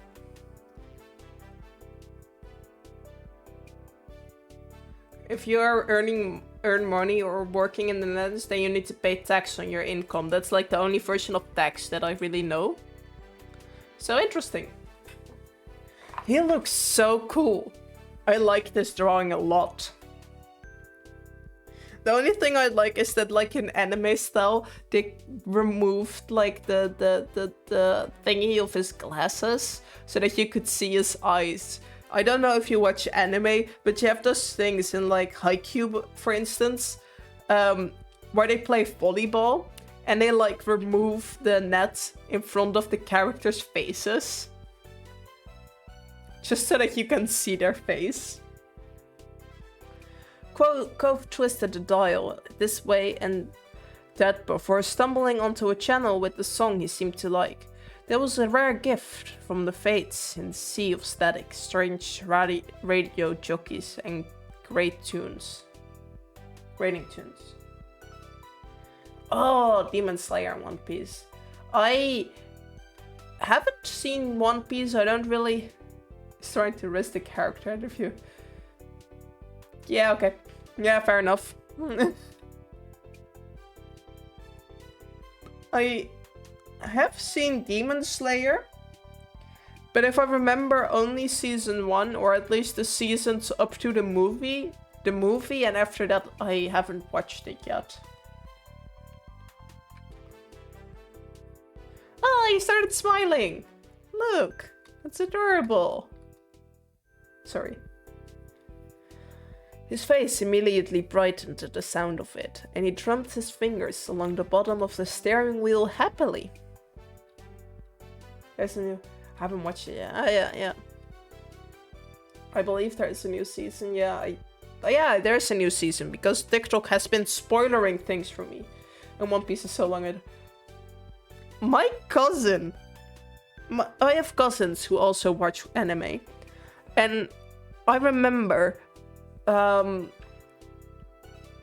meeting my cousins again at, like, I think it was a birthday of his sister, but, like, I met him on the birthday and we were talking about animes that we had watched, and he was like, oh yeah, no, last week I watched all of One Piece, or not all of it, but, like, he watched all of it, maybe not in 1 week, but he watched it in such a short period of time that I was questioning his mental health. One Piece, how long to watch? 17.53 days to watch it all. I think that dude watched it in like 2 weeks. 3 weeks. 3. Wait, no, 7 is 13. 14. I don't know. He watched it in like... It's 1,000+ days. If you were to watch them all without any breaks or sleep, it would take you a total of 420.8 hours or 17.53 days. So it's not 1,000+ days. 1 week, no, because it takes at least it takes at least 3 weeks, or somewhere in the three weeks. But yeah, no, my cousin didn't have a life. He basically watched episodes, slept, and watched episodes again. I'm concerned for his mental health. Sitting back in his seat, he bobbed his head and shimmied his shoulders in time to the tune, all while mouthing along to the words. Occasionally, he even lifted one hand from the wheel to gesture with his fingers for a specific line. I would chuckle. It's sweet. Oh, anime shows in that time. Yeah. Well, he has gotten somewhat of a life. So, if I'm correct, he's watching less anime now. So, that's a thing. Okay, Cove looked over and rolled his eyes with a smile, clearly enjoying himself despite everything. The song ended, and Cove reaching over to start cycling through the radio station again. Upon finding nothing tolerable, he flipped the dial off in defeat and leaned back in his seat with a sigh. Oh, he's sad again, or at least not as happy as he was. You rested your head on your hand and stared out of the window as the sky darkened, watching the landscape slowly melt into more familiar views. The miles went on, and any energy you had earlier was beginning to drain away. You imagined home and your family. You'd be there soon. You'd be there together soon. Jeez, some of these sentences are really hard to read. You know, I've spent all these years living in Sunset Bird and taking a few weeks each summer to visit my mom. In that second room? That's not gonna happen anymore. Not really. I mean, I can still see my parents, but the way it all works between us has changed. Forever. He paused aside and stretching, a serious look settled on his face, his thoughts far away. I'm worried about that thing. I mean, growing up is weird because things change a lot. But just because things change doesn't mean it's a bad thing. Like, of course things are gonna change once you get older because you will get more independent. You will get maybe your own space. You will get your own entire life at like a job, a whole new, maybe you move to a different country or a different city far away from your family. Like, things change, but it's not all negative. Like, of course you're gonna miss them, but you can't stay with your family like as a child forever. Yeah, exactly. Everything has to change. Nothing can stay forever, and we learn new things from things. Yeah. If everything would stay the same, I feel like society would just collapse at a point. Because, like, nobody would grow up. Nobody would do things. Things have to change. I would feel the same. I'm not worried. I'm not excited, but yeah, I feel the same. I know they will always be there for me, but we don't really have the same relationship we used to. Ko's mouth pulled into a tight line, and he gave a small nod. You got the feeling that he understood how you felt. Ko stared straight ahead, down the long, long road. The path looked like it never ended from where you were, but it wasn't true. Like the thing with parents and relationships, of course that's gonna change, because you grow more independent. It would be a bad sign if it always stayed the same. Everything has to be alright. Yeah, like, I have friends that don't live near me at this moment. I have a friend where I need to travel like at least 2 hours with a train to get to them. But that doesn't mean they're not my friend anymore. That just means we're more digital than like in real life contact. And that we're still friends because of that. We just have to put in more of an effort to meet.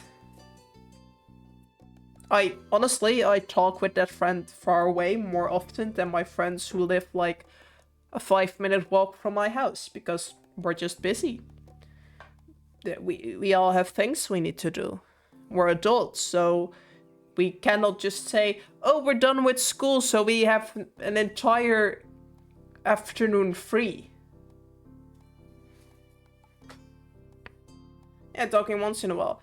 I legit set up a schedule with one of my friends because we have such a different lives. We were like, okay, we will meet up we will go into a Discord call every Sunday, like at least once a month to catch up.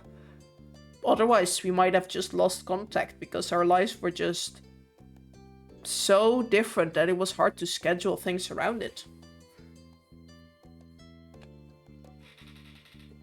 So now we have like a thing in place that's like, okay, this is a set thing. That we planned this in like months before that because it's like every Sunday. So we know when it's gonna happen. You can plan around it.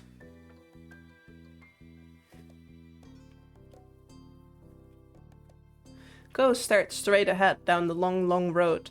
The pet looked like it never... Oh yeah, I read that one already, my bad. Eventually he found a few more words to say. I'm so glad. I think it's good we're able to do this trip without any parents or chaperones. It was just us. We did it all. Setting up stuff is difficult, yeah. I think one of the main reasons I lost most of my friends from when I was younger was because we went to different schools, different studies, and we just didn't plan good enough, so we lost contact. That's basically the main thing why I lost a lot of my friends. I mean, I got new ones, but yeah, you learn from that. You learn how to deal with relationships and how to keep them standing. I don't know, I feel a little more independent now, a little more ready for what's ahead.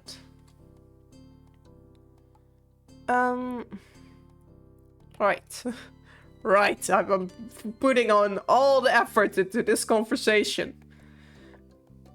It's like a real first step to be our own all the time. It'll be here before we all know it. The topic seemed to wear on Cove, and he made an attempt to find something else to speak on. Yeah, right, buddy. Yeah, exactly. I'm putting in all the effort in this conversation. So I'm kind of sad about getting back. I'm gonna miss having you right there tonight. His eyebrows dipped, and he laughed at himself in embarrassment. My dude, you climbed into True's window one too many times. You would just break into their room if you missed them enough. That sounded way more forward than I meant it to. It was just nice when you're nearby. You let out a little chuckle yourself, and the atmosphere became more relaxed, the two of you falling into a comfortable silence. The sky outside grew even darker, ever darker as the hours passed by, the stars blinking on like little tiny fireflies painted on a canvas of blue. The scenery continued transitioning between open roads, industrial areas, and beach towns, becoming increasingly recognizable as time went on.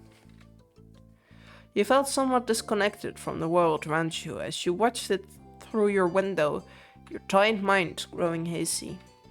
It was a strange, reflecting feeling, but peacefulness nonetheless.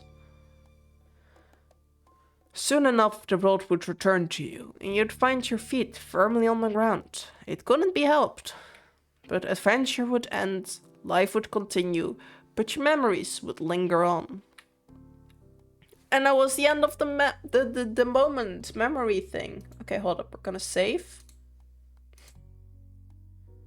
Because now we have done all the moments where I don't need a DLC for. And looking at the time, I'm gonna see how far I get with like the end summer thing. That just means that there's gonna be like a sort of epilogue of the chapter. Or, well, the step. That was a really cool episode. I think from all of these, Drive was my favorite. Mostly because it had like a more serious tone to it. Even if Talk sounds more serious, I like Drives more. Although I believe in Talks they got together with dating, but Drive, I like the moment the most. Okay, next step. Moths bouncing against your window, attracted by the light of your room. A siren call in slow darkening sky. Just as the day was coming to an end, so too would summer. Liz would be moving back into the dorms before long. Luckily, Lee had been able to come stay for a short trip before her own new journey began. She officially been accepted in her first choice college a few weeks ago. This was your last chance to see you all in person, for you flickered through the plans for the next few months, realizing that you didn't even know when you'd have the opportunity for everyone to be in the same place again. It was hard to think that you'd likely be seeing even less of your cousin going forward, but you were delighted that she was pursuing her dreams. While you were still with each other, your family was going to have dinner together. As ever, the Holdens were tagging along too. Ooh. I don't really like either, but I think I would like a tropical place more than a Chinese restaurant. That's personal. I don't really like Chinese food. Like, nothing wrong with it. I know enough people who do enjoy it, and I enjoy like a few things that I know, but I want to try that. Yeah. There are some really delicious things, but most of the time, at least the Chinese restaurants around my city, they don't really have food that I enjoy. It's just not really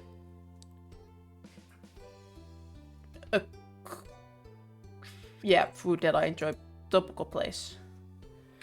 You hadn't really discovered a tropical restaurant until you were a bit older, but everyone's enthusiasm had resulted in so many visits that you more than made up for lost time.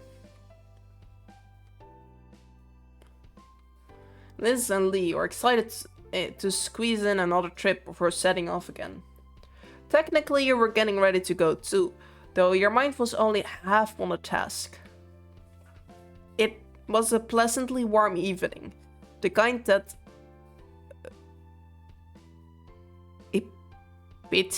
epitomized the vacation feeling, and you were in no mood to spoil it by rushing around.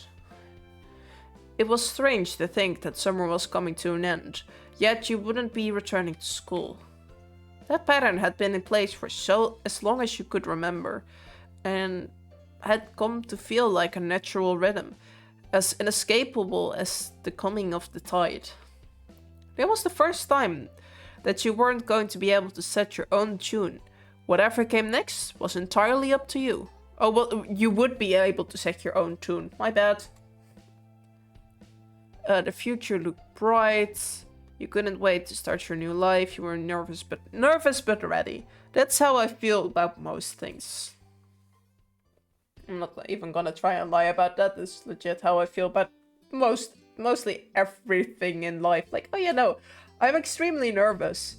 I'm probably gonna panic, but I'm ready for it, I guess. We will see. Breaking from the structure of the old routine was scary. You could admit that, yet you didn't want to be a child forever. You were going to hold your head up high and face the future. Mom called up from downstairs, stirring you from your thoughts as she told you it was time to head off. You raced downstairs, looking forward to the evening. Everyone piled into the car. While it was marketed as being suitable to hold 5 people, in practice it was made for a very tight fit. Your mom sitting in the front were fine. Oh, that's relatable. I actually had a conversation with my friends about it, because Wednesday we went to the new Spider-Man movie, the Spider-Verse movie thing, which is a great movie, by the way. Would recommend watching. But there were 5 of us in a car, but like the seat in the middle is so much smaller than like the 2 side seats that it's just really uncomfortable if there are 3 people, like 3 adults in the back seat. Like 3 children is fine. I remember not minding that as a kid, but 3 adults is like you're basically pushed together and sitting really uncomfortable for the entire trip. You, Liz, and Lee were squished in the back, Lee in the middle, wedged between you and your sister. But Mom had an excellent was an excellent timekeeper. Thanks to her efforts, she pulled up to a near restaurant on time. The process of getting out of the car was slightly easier than squeezing into it, with much less coordination required to release the seatbelts than to secure them. You gave Leah a hand as she clambered out of the middle seat, then headed into the building as a group. A waiter greeted you and you entered letting as you entered, Ma let him know how many of you there would be in total, and he went to arrange a table that met your needs. How kind.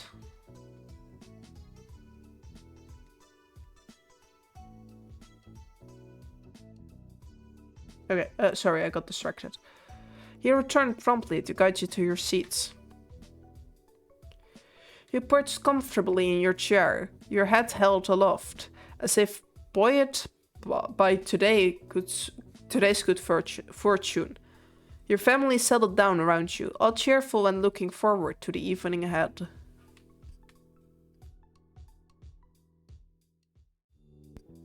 Okay, your drinks order was just been taken when the Holdens came through the door.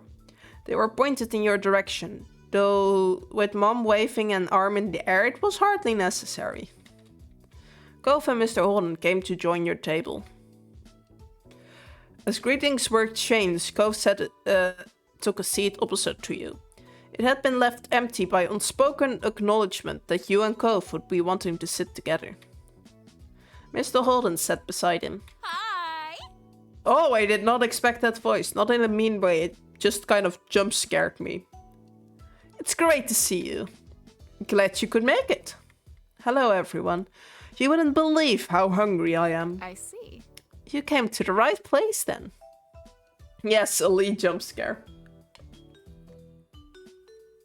There was some laughter, though Liz groaned playfully, shaking her head at Mom's sense of humor. Growing up, she'd have complained, and Mom would have responded by making another comment. Liz had mellowed over the years, but she still made a show of despairing at Mom's jokes. Her attention to them had become a joke in its own right. Menus were soon passed around, and temporarily hush fell over the table as everyone read. It didn't last long, punctured by comments about what people had eaten here before and light chatter about what people were considering tonight. Once the waiter had disappeared with your orders, Cliff piped up. Okay. So I've got some good news. Kiara's making a trip out here tomorrow. Cove nodded, turning from his father to the rest of the table. Yeah, we talked about it. I figured it was a good time for everyone. Very nice. That's great! Everyone reacted positively to the news, though Ma looked wistful. That's a shame. If only we had known. Here we are, having a big meal without her. If we had waited one day, she could have joined us.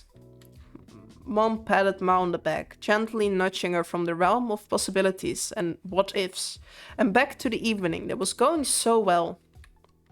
Chin up, Lee and Liz will still be here tomorrow. We'll just have to throw another get-together and keep the fun train chugging along. Ma smiled warmly, taking Mom's hands in hers. That's true, there's plenty to celebrate right now, but there will be more good news and good times on the horizon. Right.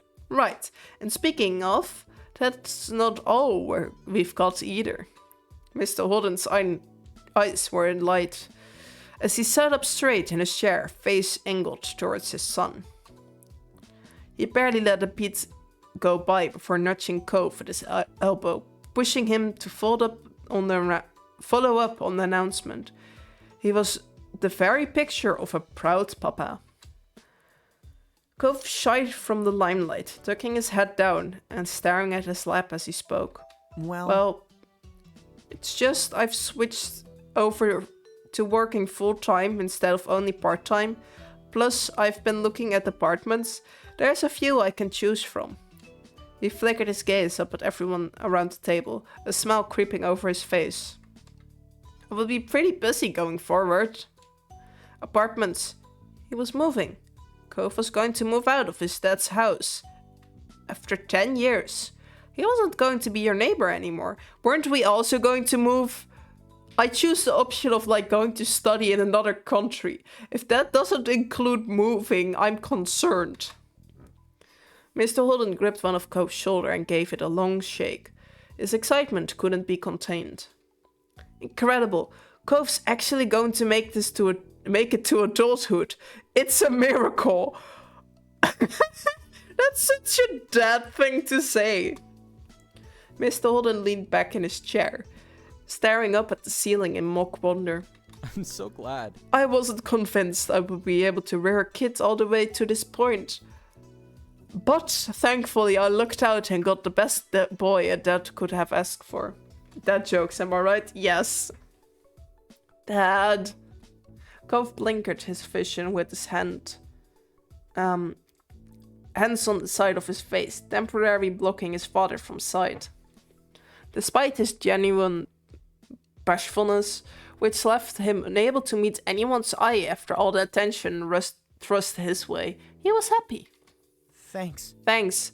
I was really lucky too. You're a good dad. Aw. Oh, come here. Mr. Holden threw an arm around Cove's neck, pulling him into as close of a hug as the seating allowed. He rubbed his cheek on top of his son's head, while Cove chuckled, accepting the affection with good humor. He looked around at the faces of the company here. You've been on this journey with everyone here for years, seen them flatter and grow, and they had to watch you go through the same. My heart melted. It's so sweet. The relationships in this game are so well written. Like it said, you can see them grow. Like there are positive moments, there are negative moments, but like there is a lot of character development. And this game is great at like storytelling. It's chaotic and wholesome. Yes, exactly. And it's also giving me like it's making me think about life, which is great. Mostly because you legit just see people grow up. And it's kind of weird. Now you were striking out on a new path. Cove was leaving his family home. Liz was heading back to college, while Lee was starting at hers. You were all heading in different directions, to different destinations. Some near and some far, but it wouldn't be long until you were all going your own way. It was bittersweet. Those kind of things are always bittersweet. Like, of course I'm proud, but those things are always just bittersweet. You can't change that feeling. That's like, you're proud, but it's also really bittersweet proud, you know? You turned your head to the side, wistful, not wanting to spoil the evening with your troubles. What's bittersweet? A bitter sweat. No, bittersweet is like, hold up, I'm gonna Google. I know what it means, but I'm like terrible at explaining things. Okay, bittersweet. Being at once bitter and sweet, especially pleasant, but including or marked by elements of suffering or regret.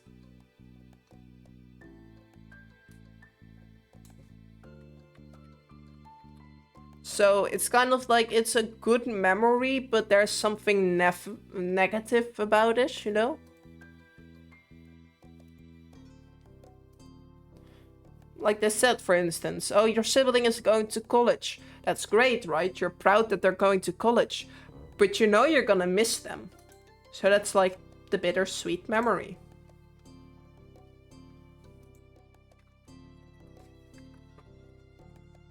Okay,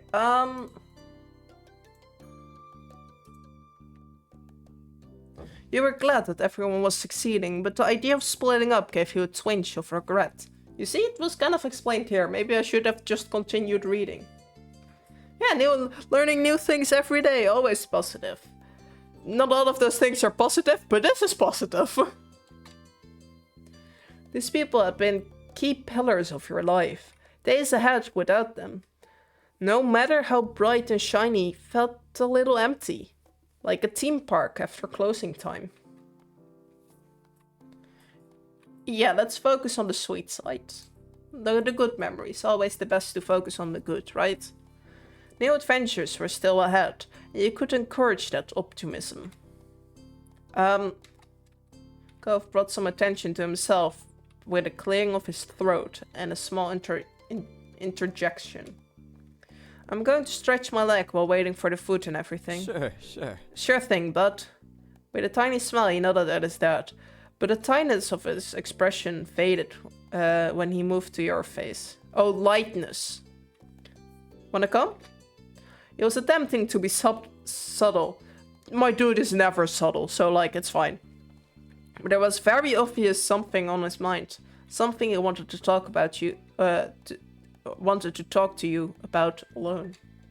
You watched him with concern as you rose from your seat. Okay, I don't even get the option, sure. Yeah, we'll go. Take care. With those parting words, the two of you walked about the place. He was trying to get as far away from everyone else as possible, without actually exiting the building. What did you need to say? He hadn't admitted that was what it was about, but he didn't need to. Gove started pulling on the hem of his shirt. He turned his head back to face you, but it was an awkward moment. Well, I wanted to talk to you, one-on-one about all of this, you know, my work, moving. I mean, it was coming before, but now it's pretty much here. Yeah, it's exciting. Gove stopped picking at the shirt and seemed to respond well to that response. He was relieved you weren't upset about it. I'm glad you think so. But then he looked down and his brows furrowed. You saw his hand shift away from his clothes, to instead rub at his arm. Are you looking forward to it? I am. Well, I'm trying to be. He ducked his head further and you saw his face starting to redden. But it's scary. I don't want things to end.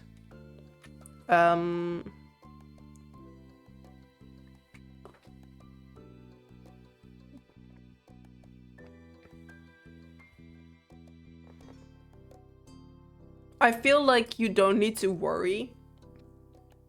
I feel like most of the time that invalidates someone's feeling. Like, if you're saying don't worry and someone is worrying, they might feel that their worry is like wrong. Like, someone cannot control their feelings. So like, and the last one is just a bad joke. So I'm also going with the, like, you're going to do good things. Focus on the positive. You're so nice to me. Gove then turned his head away and wrapped his arms around himself. You felt a sudden chill that definitely wasn't caused by air conditioner. I was just thinking. Are we really gonna stay a couple? His words came out hesitantly. He didn't want to ask this. He didn't want to know. I'm not just talking about today, but forever. Always. Ha! Sorry. Even if things change later. Right now, do you feel we can make it? Or do you think we can't last? That one day we will have to move on? I mean, that's the thing about relationships, right? You just stay together as long as you can. You cannot force a relationship. Maybe you will stay forever. Maybe one day you will break apart. That's just the risk of loving someone, right?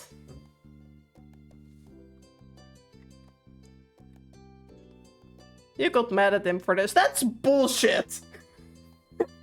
Don't get mad about something like this. That's just mean.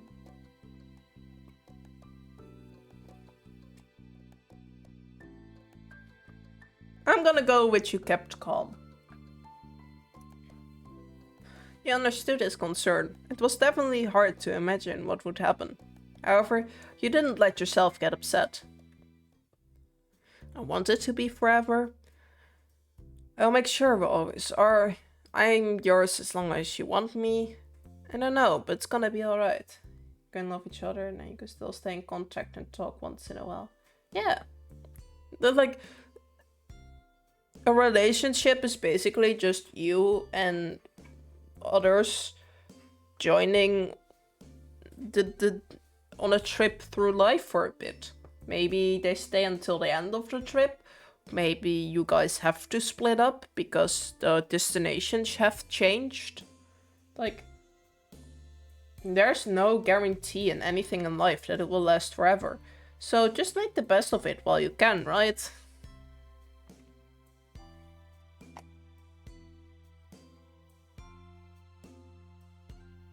I wanted it to be forever. You thought about the future and how unsure it was. You couldn't know what was to come. However, there was one thing that you did know, and that was how much you cared about him. Cove laughed with a delicate smile on his face. Okay, you win. I wanted to prepare myself for the horrifying unknown, but you're kind of giving me no choice but to be optimistic here. His eyes sparkled with mischief. Strong armor. That's right. Oh no, I can't believe you're being forced to have hope about life. I'm sorry, that's kind of a mean thing to say. Oh no, I can't believe you're being forced to hope about life. His lip twitched up at your sarcasm. Right? I know. How am I gonna get past this? He gave a small smile and then stopped joking around. It's very positive. It's very important to stay positive. Otherwise, life will just not be fun. Thanks for listening to me, True. It helped. He felt pleased that his anxiety had eased after talking it out. Also, communication is key. Talk about things. Stay positive and talk.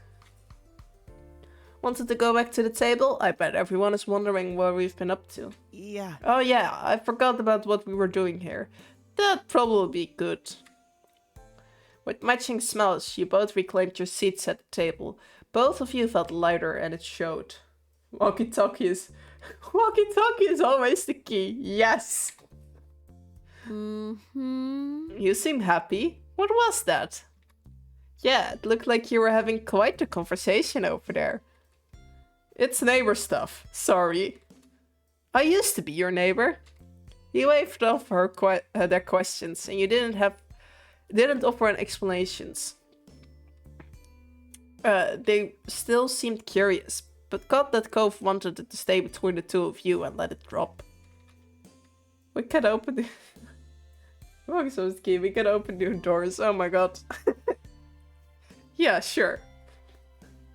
Open new doors and get caught for doing crime because you broke into someone's house. Communication is the key. You can commit robbery with it. That's a... I don't know if the joke went a bit too far, and I don't think so. It could be worse. Things relaxed and you took a sip of your drink. Lee idly tapped the table and you got your attention. I'm so excited to try this place. I'm not sure if I ever really eaten here. It's more True's place than mine. Let's hope it's good. All the restaurants in the area are pretty top-notch in my humble opinion. Oh my god, it's the dad talking, of course, very humble. We'll see. It was a challenge issued. Lizzie carried herself like some sort of professional food critic, and Mom snorted. Tough crowd. Jeez, Liz. Mike giggled and chimed in as well, much to Liz's embarrassment. That's right, Lizzie. Jeez. Oh, jeez, Louise. Oh, my bad. You know what? Join in on the like slight friendly family bullying. It's always fun. Let's put a hand over her eyes in mock offense. Rude. I hardly say jeez anymore. Cove smirked and turned to your sister. You leaned towards in your seat. Huh. Jeez. Everyone burst out laughing, besides Liz, of course. She smirked. No one could ever accuse your family of being no fun. Night fell soon after everyone finished their meal, and before you knew it, you were standing in the parking lot, saying your goodbyes and packing up the cars to go home. After the last of the chores were done, your family spent some time together. The rest of the night felt like it was going by in a blink of an eye. And somehow the time came to retire to your room to sleep. Is Cove going to break into the window? You pulled your covers up to your chin and settled down for the night, getting warm and cozy. As your head sank into your pillow and you closed your eyes, your mind drifted back to everything that had happened today. You could see it all now, behind your eyelids, as though you were experiencing it all over again. And then you imagined Cove popping into your head, and you smiled softly to yourself. You wanted to sneak out to his room. Ha! Uno reverse. I'm gonna sneak into his room. I'm sorry. I'm gonna go for this option. Like, you missed a lot, but like it was kind of a habit from Cove that he will knock on the window of True to like sneak in. So I kind of want to pull the Uno reverse card on him now and just sneak into his room, you know? If Cove could do it, then you didn't see why you shouldn't be allowed to. You made up your mind. As quiet as you could manage, you put on your shoes and slipped out of your room, closing the door behind you softly. Heading slowly down, you took care of not making the floor creak, especially the board right by the bathroom. Those definitely squeaked. The stillness of the night made even the slightest sound seem so much louder to your ears, and you were very aware that your mom's sleeping nearby. Upon reaching the bottom, you tiptoed towards the front door. I mean, at this point, it's an adult. If you want, you really don't need to sneak out anymore. You can just walk out. I think my parents might ask questions if it's like 1 a.m. and I suddenly decide that, oh, it's time to go for a walk and just disappear to the front door. I'm waking them up while walking down, but like, I will maybe get a message from like, where are you? And I say like, I'm going on a walk, and it would be like, okay, stay safe. Like, you're an adult. Come on. Slipping out into the crystal night air, you shut the door and took a relieved breath. Excitement rising, you dashed across the street towards Cove's house. Joke's on me! Cove was already at my window trying to see if I was awake. Was at 5 a.m. was asleep. I went to walk 2 hours and came back and slept. Best feeling ever. I don't think I've ever like left a house after midnight. Well, I have, of course, but like, I don't think I've ever like snuck out to go for a walk in the early mornings. I always did that. I do it more time in the afternoon. Unless it's like really warm, then it's more early morning or late night. Or late evening, sorry, not night. I think I would be, like, the surroundings around my house are kind of dark. So I would be too nervous to relax. Because there aren't really a lot of there are a lot of lights, but they aren't really bright. If I have to walk my dog when it's dark out, I already get nervous. But yeah.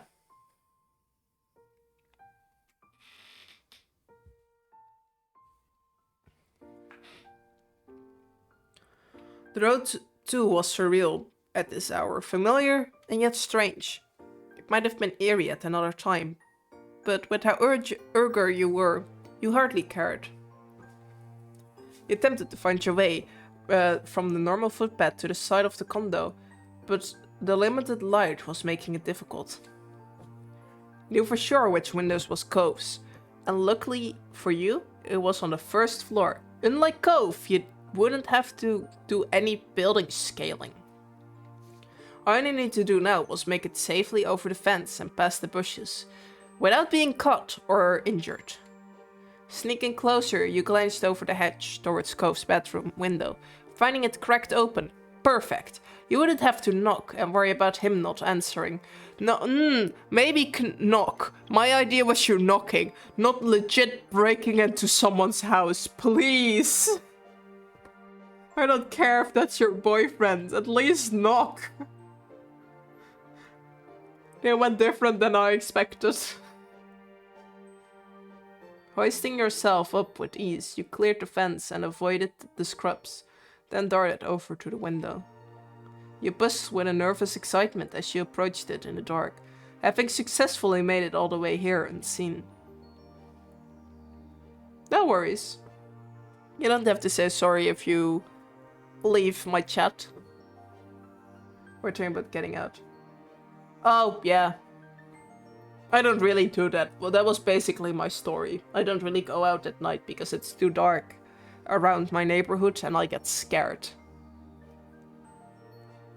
Lifting the window up so it was fully open, you pushed yourself halfway through, your legs dangling into the underbush below. It was a little awkward, as a small shelf was right in the way. You had to take care not to knock over a couple of plants, but you made it through with minimal noise. We just snuck into his room. I was like, oh, we will knock on the window and be let inside, but no, the window was open, so I didn't even get a choice, and we just broke in. And I don't really agree with it, but you know what? We're already on this path, we're going to continue. Even if that means apparently breaking and entering. Once safely inside, you dusted yourself off and turned back to close the window gently, with only the soft glow of moonlight and Cove's fish tank to see the way. You gave a small wave to a special fish you named Captain Cyan. I forgot about that.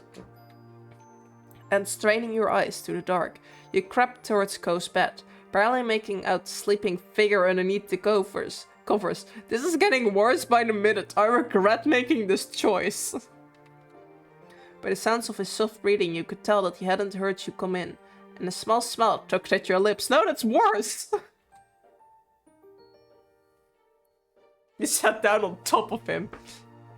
You left him to sleep and sat beside him. That's creepy. That's really creepy.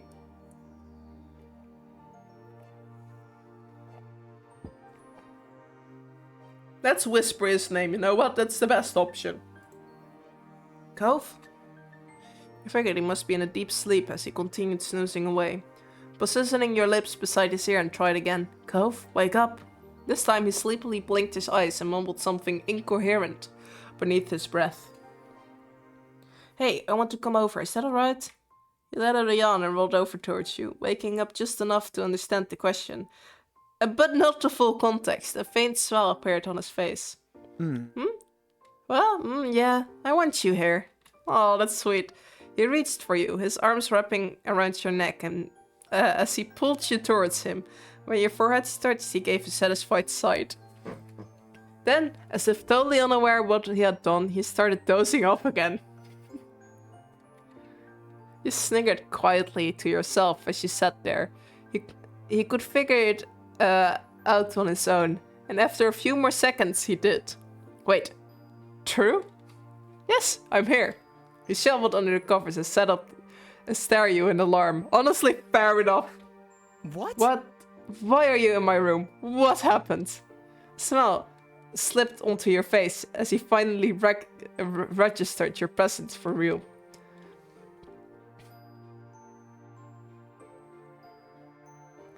Okay, you said nothing? No. I was bored? No. I didn't want to be alone? Maybe. Part of me wants to go for like a kiss or at least a hug, but we just broke into his room, so it feels kind of weird. What are you doing in my room? Don't question it, just kiss me. Like, you know, it's kind of weird.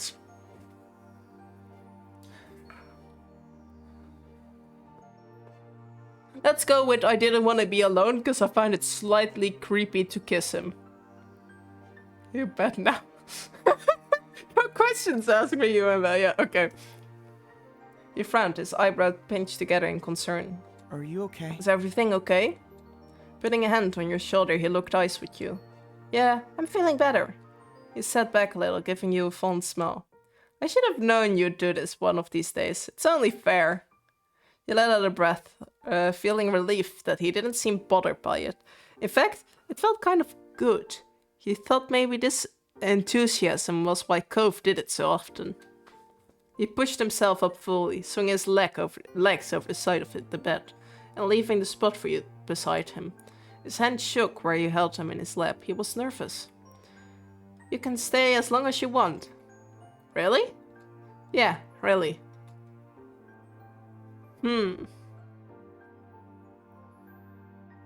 How long do you want me to stay? Well, To be honest, there aren't a lot of situations where leaving you is ever what I want. Oh, that's so sweet!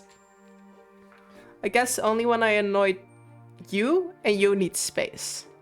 That's even sweeter. Oh, this is so sweet! He chuckled softly, doubting that would happen anytime soon. Okay, I won't go anywhere. His face lit up as he settled in even more. I've secretly slept over in your room before. It's fair you do it too. You sniggered, feeling pleased with your decision to do this. Okay, but there's no way I'm letting you take the floor this time. He still can say no. Here we go again. You rolled your eyes, let out a soft laugh, which Cove returned as he rubbed the back of his neck. Sure, you can try to stay. I'll take the floor, I insist. I don't mind if you took the bed. We can try. I want to share. I kind of want to do that one, but it also feels a bit pushy.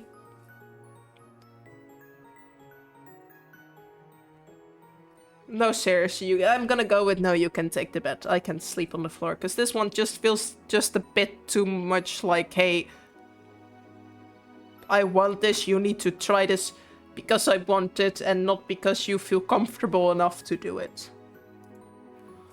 His eyes narrowed into slits of aquamarine. He didn't want to argue about it, but also didn't want to accept your offer. But you were firm on your decision. Your gaze stayed locked on each other until you had silently entered into some sort of staring contest. Neither one willing to budge. As the mini battle of wills continued, you drifted closer until you could almost count every single one of his individual eyelashes. Cove stared you down. You tilted your chin higher, eyes locked on his. One of you would have to be the first to crack. You know, it'd be more comfortable on the floor than the bed. Too bad. It's your house, so I'm not taking your bed. He pouted and pulled at the hem of his shirt unhappily. Come on. True, I just can't be sleeping in a bed if you're not too. So that's it. I'm not gonna be the only one with the bed tonight. You raised an eyebrow and folded your arms over your chest, giving him a questioning look. Does that mean you'd share it with me? Yeah. This time we can share. Yippee! I didn't pressure him into it. Quite the opposite, actually. It feels like he's pressuring me into it, but I'm fine with that. No, not pressuring, but like... Okay, kinda. He didn't want True to sleep on the floor, but whatever.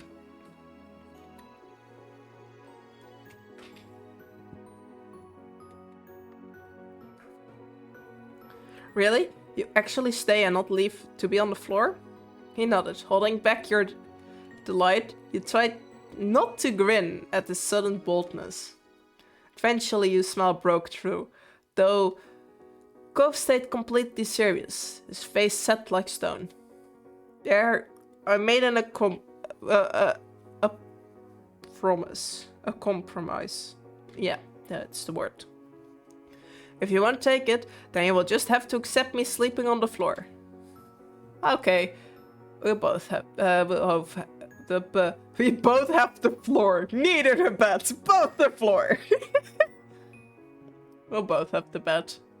He swallowed, and despite his resolve shaking, it didn't break.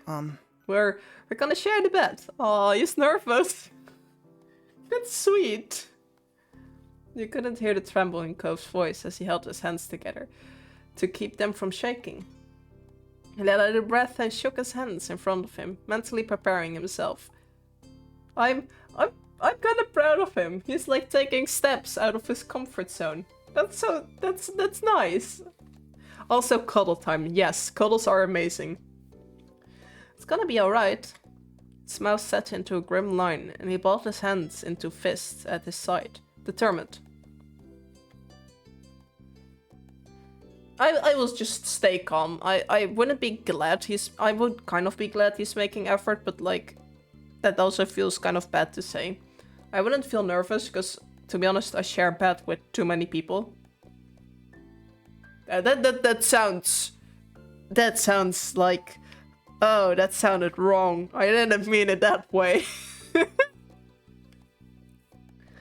I have shared a bed to sleep in with a lot. No, that sounds just worse. I'm gonna give up.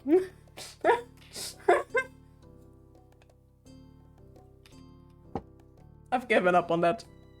I'm not gonna try and make it better. I will just make it worse.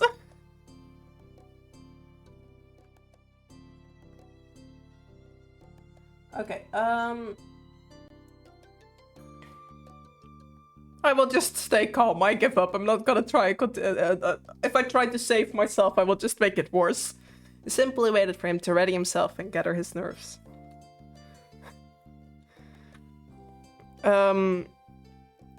It only took a couple of moments longer before he turned to you, attempting a weak smile. Ready? Yeah, let's get in there. He took another deep breath and you slipped under the covers, making room for him to get in after you. Laying as straight as steel rod, Cove tensed up beside you. So still, he was barely breathing at all. Aww. He's so nervous. You rested on your side and faced him, your eyebrows pinched in the middle as you watched him. He looked back at you deeply. Do you need more time? I can leave until you're more set up here. No, please don't go. I just want you to stay with me. Ever so slowly he began to relax, his finger tentatively brushing up and down your arm. His eyes shut, lashes fanning out over the top of his cheek, and you still half expected him to run away like last time. But he didn't. He stayed right where he was. Don't worry about it. You don't have to worry about me. Doing stuff like this isn't a problem. It's a progress. See? Think positive. You nodded in understanding, even though he couldn't see it, giving him time to let his nerves settle. After fluffing up your pillow and getting yourself comfy, you stayed quiet. Eventually his shoulders became less rigid. When his eyes opened, he smiled and turned his head towards you. Thanks for waiting, again as always. He laughed shyly, his eyes, soft eyes meeting yours through the dim light. Are you okay? Are you okay? Oh yeah. I know that you are. I will wait for you, Cove. That's so sweet. I'm gonna go with that one. That I will always wait for you. Like, first off, it gives him the comfort that, like, it's fine. You don't have to speed along. I can take as long as you need. It sounds really sweet. And, like, it's just a nice thing to say. Took you long enough, but it's fine now. That one is just mean. These three are fine. And nodding also. But, like, this one is just no. The first option is, like, the worst. He squeezed your arm a little tighter, his lip curving into a smile as he looked at you in awe. He shuffled closer, an inch at a time, and he nuzzled his chin against the top of your head, wrapping your arms around your sides. Like, if one thing you don't need to do is, like, rush things along in a relationship, that just makes it worse. That will probably just break people up. Yes, wrap my arms around him. The most important things in a relationship: communication, honesty, which kind of is part of communication, but like patience, and like respecting each other's boundaries. And even if it's really important in a relationship, it's like ground bottom at what you need to do. If you somehow manage to dig yourself under that bar, then it's just sad. At that point, then it's just sad. Your fingers gently brushed up and down. Oh, interesting! I didn't know the button did that. Whoops! Your fingers gently brushed up and down his back as you held him close. The room grew quiet around you. The only sound to be heard were the faraway crashes of the ocean waves as your breath mingled in a small space between you. Cole's heart was pounding, the thump of it rumbling through you as he spoke again softly. That's... You know, I'm not scared of you, right? It's just so many things that scare me. I'm afraid of what ifs, hypotheticals that aren't actually real, but I think about anyway, and of nibble concepts of what things mean, what I can barely explain even to myself. I didn't expect to start relating to a character. Oh god. Is this a personal attack? Does this count as a personal attack? Kind of feels like one. I'm scared of my own feelings and how much I feel them. Related why my head out. I'm feeling attacked. I didn't expect to be attacked. And I'm afraid because tomorrow things will be different between us. But I will be alone again. No, I will never leave you alone. I'm now attached. I'm now your problem. You can't escape me. He's so sweet. No. He held onto you tighter, his breath stirring ever so slightly. It's normal right now to see you during the day and part ways at night. Except for special exceptions. A little laugh escaped him before his tone became serious once more. It's easier to stay where I am than it's to make myself move.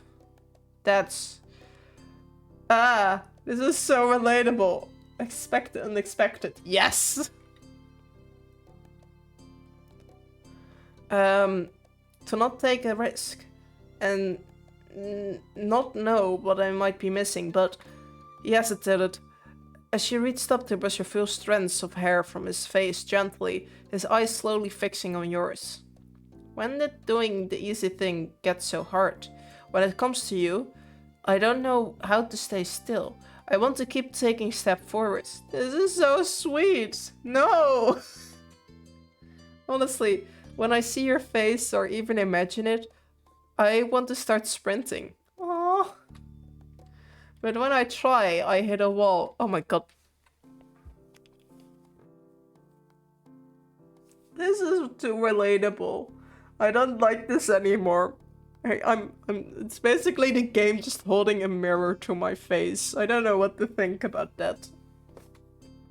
It's just, like, I physically can do it on one side of my mind. There's something oh my god!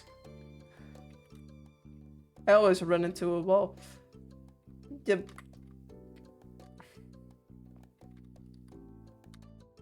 I don't know. I don't know. I felt personally attacked. I also ran to the wall. So true, I also went to the hospital. Oh my god. I would like to say I never run into things, but that's a lie. And I have enough bruises on my body to, like, tell that I actually run into basically everything that could be in my way.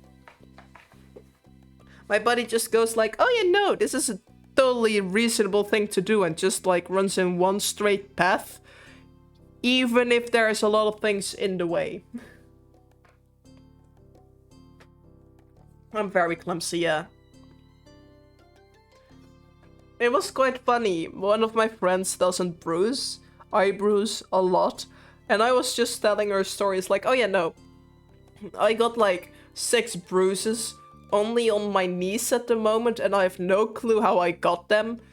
And she was just texting me like, I haven't had a bruise in years. How do you manage that? And then on the other side, I absolutely can't stop myself from doing it. It never ends well. I'm always I like hate this. it. It's the most frustrating thing. Why do I ever do it every time? I'm annoyed with the way I am, so I have no idea how you stand it. I'm sorry I act so split when it comes to romantic things. I do not want you to think of me rushing you're rushing me when I know I'm giving mixed signals. This game is like, What do you mean? This is... Don't like it. I don't want to miss out on being happy by being like this, but sometimes I still can't help it. So basically, what I'm trying to say is that I'm glad you're never giving up on me. It means a lot. It means everything to me. You don't give up on me either. You've built it when we needed it, you are we are. I accept that. You smelled an understanding. Kof needs to be awarded for the most relatable character. Yes! You've been there whenever I really needed it. Oh no, he's not crying, no! Wrong answer, wrong answer! His eyes glossed over a little as he squeezed you closer to him. And smiled, his heart rate finally relaxing to a normal rhythm. Good night. Good night, True. Good night. He leaned forward and kissed you tenderly, his hands gently moving to cradle the back of your head. You were still smiling as you snuggled into him, getting as close as you could. Cocooned in his warmth, you easily grew comfortable next to him. Hug him. Yeah, it's such a sweet boy. I didn't expect this. Cocooned in his warmth, you easily grew comfortable next to him, feeling him ease into you as well. Before long, your eyes were glowing heavy, and you drifted off in a restful sleep side by side. The next morning, you woke slowly from your comfortable dream. With a small stretch, you opened your eyes, fully to the sun shining through the window. Shuffling onto your side, you noticed Cove still beside you in bed, sleeping soundly. His arm continued to be wrapped around you loosely as he snoozed. You must have fallen asleep that way. You smiled, remembering the prior night. Okay. It had been nice to spend the night together. Getting to be with him in a whole different way, you could definitely get used to it. I will go with stroking his cheek gently, because that's the least... Like, watching him sleep, I find it kind of weird to do that. I don't like watching people sleep because I feel weird. These two will probably just wake him up, so I will go with this one. Still probably will wake him up, but like to a less thing. I don't know. Less bad.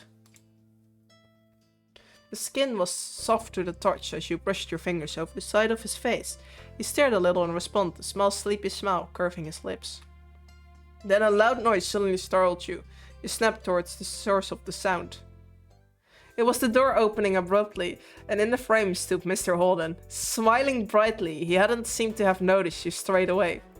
Get your butt out of bed, sport, Mom's here. Oh! All of a sudden, the two of you made eye contact, and he froze when he stood. His smile slowly slipping from his face. Well, that's not how I usually walk into. I clearly should have knocked this morning. Oh shit. Of course, Cove would be away with... Of course would get away with sneaking into my room, and I'm the one who gets caught.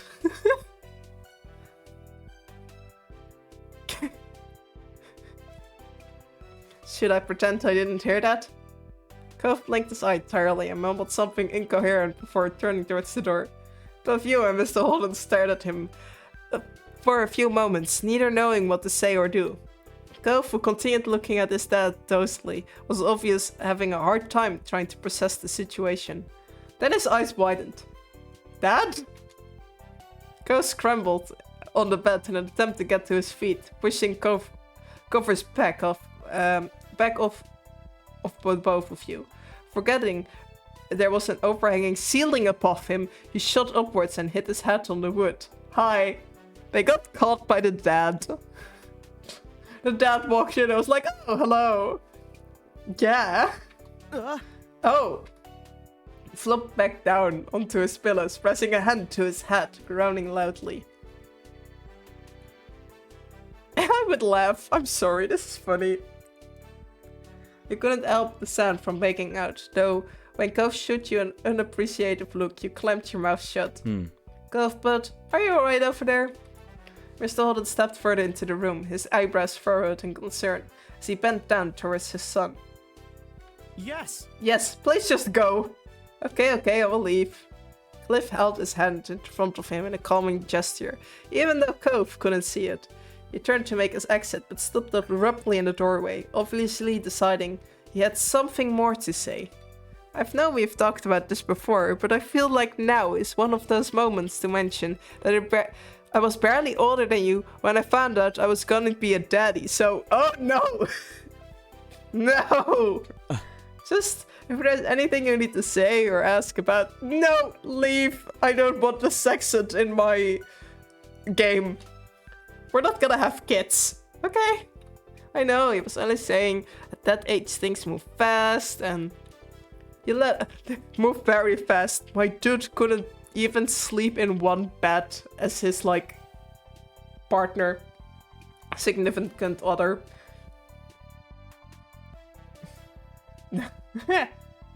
His face stopped, wait.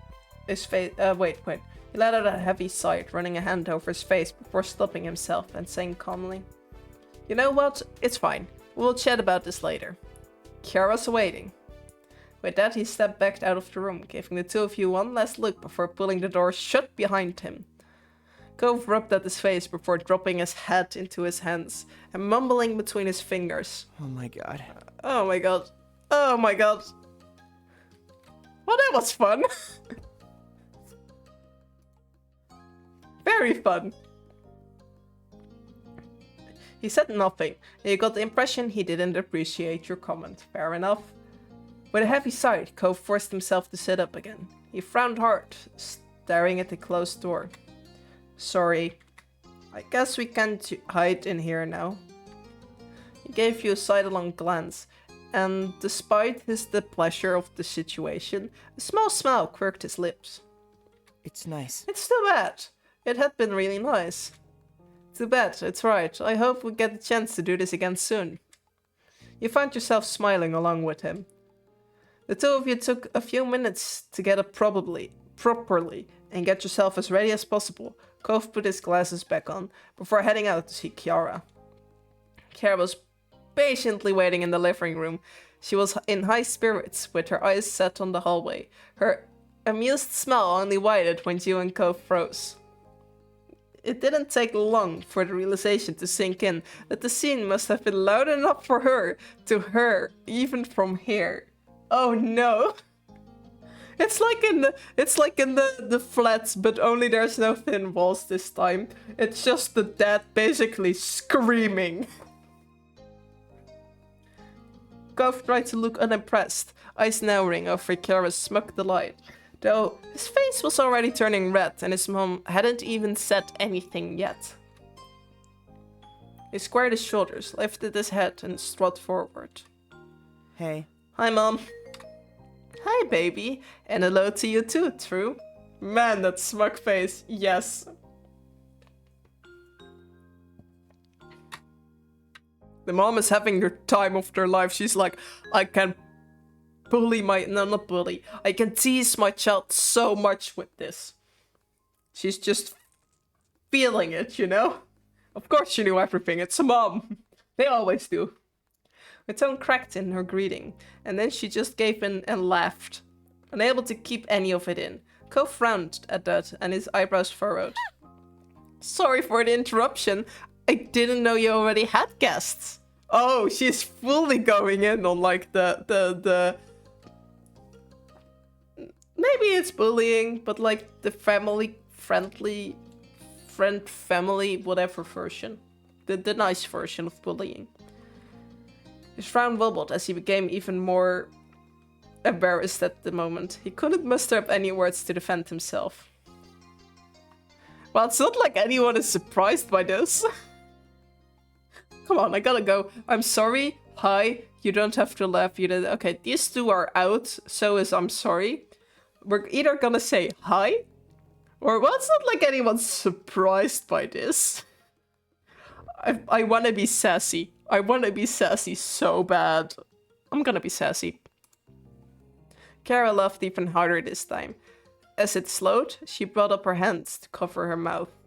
but you could both still see her shoulders shake. Cove still looked mortified, but he shot you a stern look. All you could do was smile. Cove was still unable to say anything, other than his teeth biting into the inside of his cheek. He froze. He stood there frozen. Kiara studied you both for a moment. It's all right. It's okay. My not-so-little mister is spreading his wings. Oh, that's funny because of, like, the wings. I can't complain about that. She lightly tapped the tip of his nose. That got a tiny smile from Cove. Despite being much taller than Kiara at this point, he still seemed like a little kid in front of her. Yeah. You released the air you were holding in your lungs, and then Kiara's gaze locked onto you. You know, we were just about to go to see Pam and Noelle. Are you two coming? I will go. He stretched his arms for a moment and yawned, trying to physically shake off what happened. Sounds good. Yeah, that sounds good. Great. Great, let's do that. It was then that you noticed Mr. Holding standing on the other side of the room. You figured he must have been trying to create some space for everyone during that last conversation. You could tell he felt a bit awkward, but he tried smiling reassuringly as he scratched the back of his neck. His attention went to Cove. But, do you want to get changed first? Cove looked down at his pajamas for a moment. He shook his head. No, we don't have to wait for that. Are you sure? It's only a trip across the street. Don't worry about it. I'm alright. Besides, True is going in pajamas too. Fair point. Cove then leaned in close to you. He grumbled quietly. And your moms are going to figure out what happened anyway, so... Fair enough. Yeah. Come on. Away we go. With that decided, the four of you headed out across the street to your house. It felt strange waiting here while Mr. Holden knocked on the door. Hello. Hi there! Your mom answered the door and her expression, brightened even more seeing Kiara there. She moved to pull Kiara into a hug. When her gaze fell on you. True? Hi, Mom. Huh? How? When did you get out there? Why are you still in your pajamas? Mom's eyebrows raised as she gave you a deep, examining stare. Meanwhile, you and Gove shared a slow, side glance with each other. Before you could say answer, more heads poked into view around the doorway. Ma, Liz, and Lee were all chuckling. To be honest, I always assumed Cove was the one sneaking around. Her eyes sparkled with amusement, and you had to look away. You noticed Cove's face was turning red again. It was a solitary Lenny. Most likely they've been breaking and entering. Oh, both been breaking and entering, yes. It wouldn't put it past my baby. He takes after his parents. You're right. I can't believe my True has been getting up to all this mischief too. Mortified, Cove looked like he wanted to disappear, which honestly, fair enough. While the adults chuckled and discussed what you and him may or may not have been doing. Fortunately, they left the conversation there. Enough of standing around here. Come on in. Mom moved aside to usher the group in and guided them to the living room. Before anyone could settle in, Mom spoke up. You're all welcome to stay for breakfast. We're still getting some great spices and stuff from the farmer's market. Of course. Yes, we'd be thrilled to host you. There were eager nods from Mr. Holden and Kiara, but Cove looked around the room filled with familiar faces before speaking up. Maybe, instead of staying here, why don't we go to the beach? A scenic picnic, eh? Mr. Holden crossed his arms.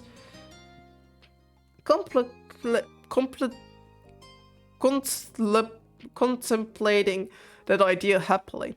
Excited, Kiara clapped her hands together. Yeah. Oh, we could really make a day of it. Might as well enjoy the oceans while we can. That sounds lovely, Cove.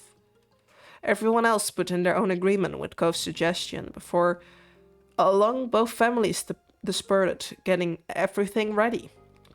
Sandwiches had to be made, water, sunscreen, towels, and more needed to be gathered and packed. Plus, you and Cove both took some time to get dressed for the day. I'm gonna take the bottle of soda Cove bought me. Today was sufficiently special to bust it out. An hour later, both your families and Coves were walking down Old Path to the beach.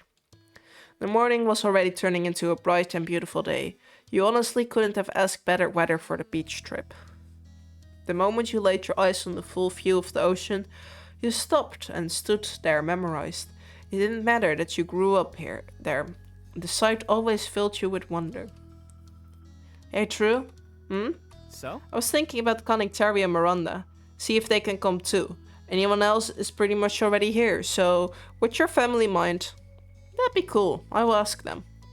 You were already so excited at the prospect of seeing your friends today that you immediately darted away in the direction your moms went. Behind you could hear the familiar sound of Cove laughing. I have a question. Would it be alright if Terry and Miranda came by? I don't see why not. Ma looked to Mom to see that she thought what she thought. She nodded in agreement.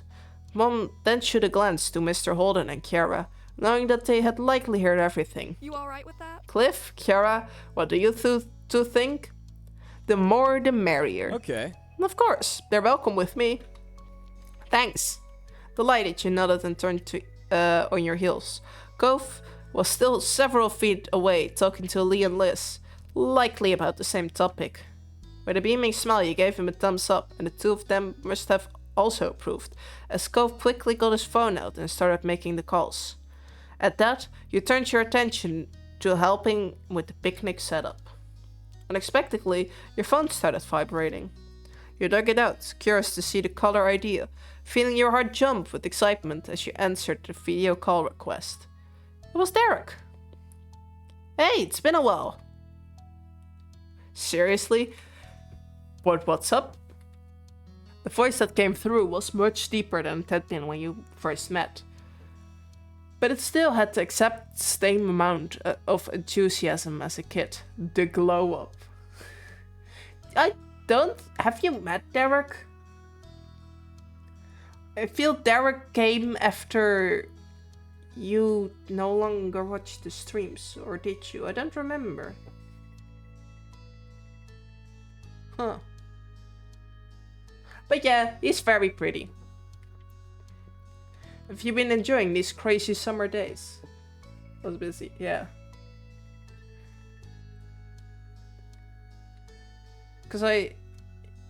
No. He is very pretty. He also was kind of pretty as a child, but that's weird to say. But like, no, the character design was pretty. That's what I meant. All the character designs are pretty, to be honest. Yeah, I have. It's been amazing. There have been ups and downs. That's memorable, to say at least. Sounds interesting. You'll have to catch me up on that. But what about you? How's your summer been? You were beyond curious to know what Derek has been up to since the last time you spoke. He chuckled, noticing your invested tone. Honestly, I've just been slammed with stuff lately. College applications and scholarship inquiries. What else is new? I bet you're even more toned than last time I saw you. Your only real struggle will be choosing which place to go. They will all be desperate to have you. Totally. His chuckle turned into a sigh.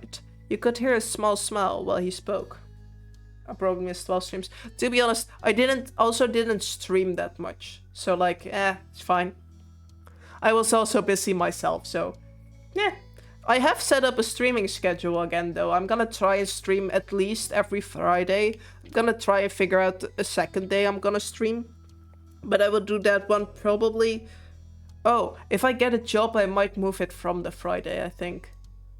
I will get a job and then I will plan around that one. How is that? That sounds like a smart thing to do. But I don't know if you know how to look at like schedules for streaming on Twitch, but what job are you gonna get? Oh, just something in like a warehouse, moving stuff around or stuff like that, or somewhere in a shop or something basic. I don't have the requirements to get like a better job.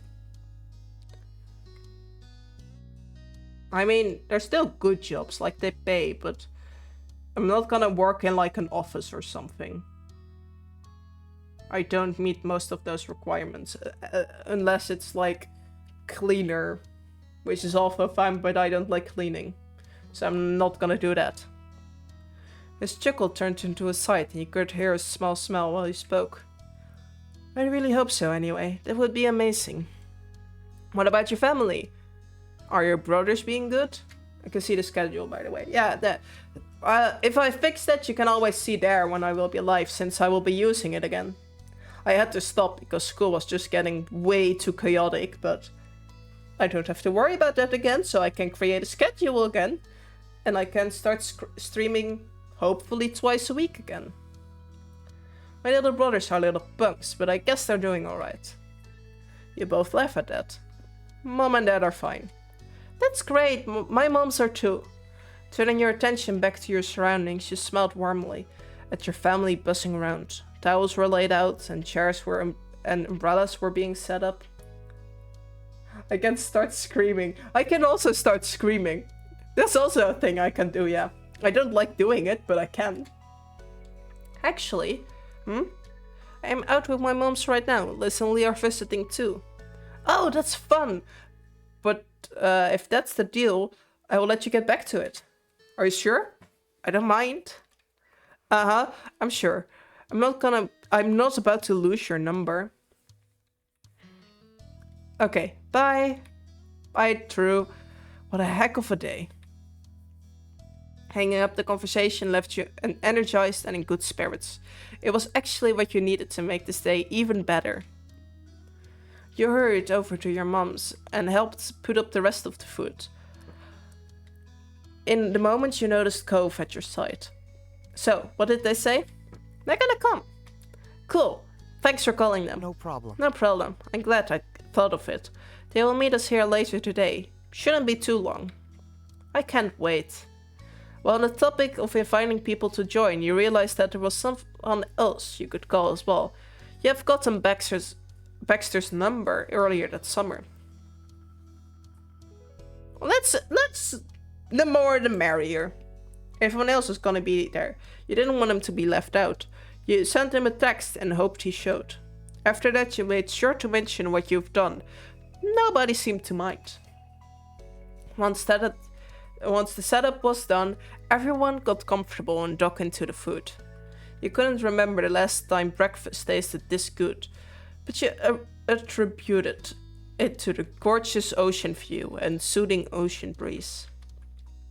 Morning swiftly gave way to afternoon, and very recognizable faces came walking down the shore. And it was Baxter. He came. He pleasantly approached with a wave. Hello, folks. Hello there. I appreciate the invite to the party. Of course, you're welcome with us. We've bought plenty of towels and food and sunscreen.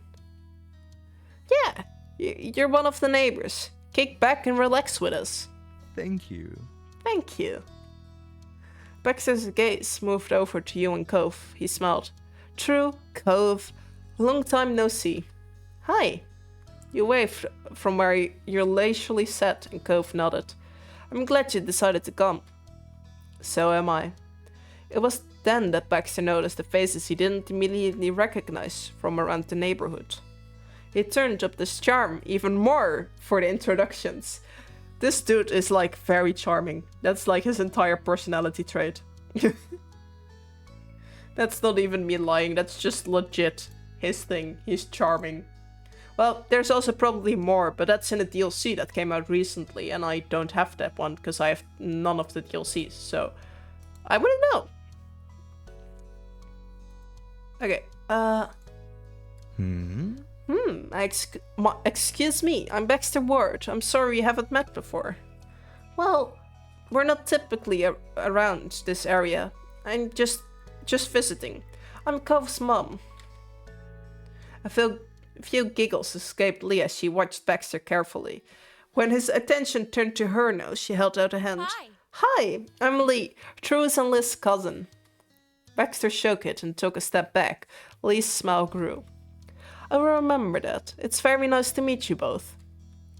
After that, Baxter spent some time getting better acquainted with everyone, and Terry and Miranda arrived excitedly. The conversation shifted to what you all would do next. In that case... We could do a few rounds of volleyball. There's plenty of us now. Is that all right? Could I play? Of course. Miranda, bright, delighted with the plan. Ma looked around to see if there were any other takers. Oh, which button did I press? Huh? Hello?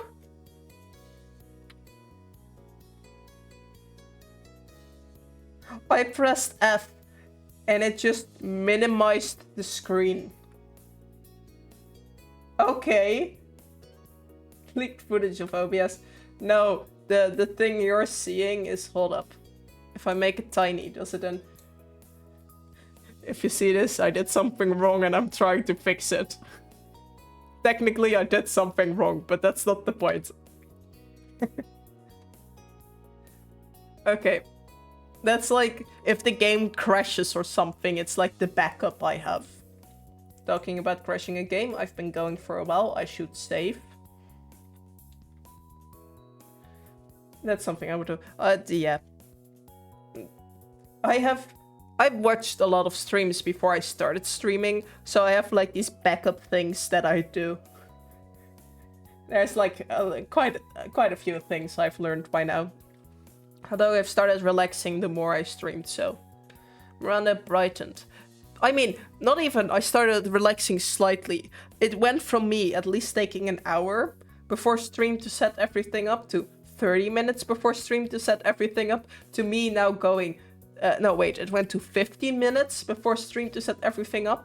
And now it's like, oh, I can do it in like 5. And then I just rush and panic and then I go live and I'm like, hi, I need to set up a few things because I was late. Miranda brightened, delighted with this plan. Ma looked around to see if there were any other takers. I don't feel like playing. I have to change. But it will be fun to watch. I could be the ref. My eyes won't miss a thing. Volleyball's a good idea, but there should probably be something happening for those who aren't a fan. Oh, I have some crafting supplies we could use to make jewelry. We could even use stuff we find around the beach to accumulate them. Really? What? Really? I want to make a necklace. That'd be great. I'll be interested in trying to my hand to that too. I could do that. Nice. Absolutely. Impromptu crafting is my kind of party. I'd like to join too, please. Oh, honestly, I'm not a big fan of like sports, so jewelry sounds like something I would want to do. Already you were imagining various designs you could make, depending on what Lee let you use. Your cousin shoot you a thumbs up, clearly happy with your decision. Kara got up from the towel she was sitting on. She brushed some sand off her legs, and then stretched her arms over her head. Can do. I'm up for a few rounds. Well, since there's still a free spot, I will throw my hat in the ring. The thing I do for family. Thank you. Thank you, Liz. I love that. Liz got up from where she was sitting, and you could tell by her expression that she was already determined to win. You laughed to yourself, curious now how the game would turn out. Now that the plans were settled, the group temporarily split in two. Okay, let me pull back to the house to get my supplies. Anything we can do while you're gone? Yes, you can start clearing out the towels for us to work at. And if you want, look around for good stuff to use. I'm on it. Roger that. While Lee ran back to the house, the group did just as she suggested. By the time she returned, everyone had their craft area ready to work at. Lee sat down on one of the towels and looked up at everyone urgently. She held up 2 necklace options. I hope you have been thinking about what you want to make. I have for everyone a choice of either a chain or a threaded rope. How do I pick? All I know is what I want to put some sea glass chunks on it. Charming. That's a charming idea. His gaze went back and forth between Lee's two necklaces, base options. You could tell he was thinking quite hard about it. I can't decide anything for mine. Not a rush. I will leave the strands here and you can decorate it however you want later. I suppose I will use whatever I spot around the beach first. Fate can decide. I think I will keep it classic, and only worry about finding decent shells. Yeah, I'm planning on doing shells too. Some driftwood stones. Ooh, stones. I really like stones. I will wait and see. I don't have a plan. Baxter nodded, obviously able to relate to that mindset. Croft crossed his arm and chewed on the inside of his cheek. You weren't the only one that noticed. What's wrong, Cove? I'm not sure what to use. I mean, ideally I want a shark tooth. But with what are the chances I would even find one? Mom smiled. You both looked at him sympathetically. Sorry, there are downsides of not having a shark-filled coast. That would make a really nice necklace though. I know. At Cove's pouting, Mom gave him a little bump on the shoulder with her fist. Well, don't lose all hope. You never know. You might end up really lucky. Cove laughed. It cheered him up. Even the thought though he wasn't really convinced. After that, the little crafting club bustily went to work on their pieces. Whatever they decided on using was attached in loops that they made and then slid onto the necklace base. Terry was immensely proud of herself when she was done. Hers was simply but gorgeous, because of the striking piece of sea glass she painstakingly searched for and found. Baxter excitedly showed his finished piece off to everyone. He stayed true to his word and used various materials he found along the beach. The necklace looked like it had a good weight from the clutter. He always had an eclectic style, it seemed. Cove ended up using driftwood of various lengths to design his necklace. Despite not finding any shark teeth, he still looked pretty pleased. Mom decided on a medium-sized purple ring top shell at the centerpiece of hers, and Lee went with a few small Simonian shells. They both put their necklace on soon after finishing them. After combing the beach several times, you found just what you were looking for.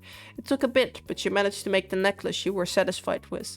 It was mostly driftwood. Your group of crafters would also cheer for the volleyball players whenever shouts could be heard coming from the court.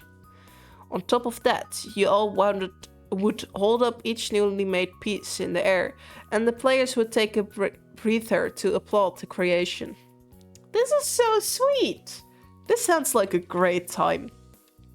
We really enjoyed searching the beach, trading supplies, and watching everyone make their necklace. The crafting clip was definitely a success, and you weren't the only one that had a blast. The afternoon continued to drift by, but the fun was still going strong. Cove was thrilled when you pulled out the drink you had been saving. It meant a lot to him that you wanted to savor it. There was worth-cheesing smells your family gave. Occasionally, someone would head back to the houses to use the bathroom, rest away from the sun a while, or to retrieve something that they needed, but they always came back.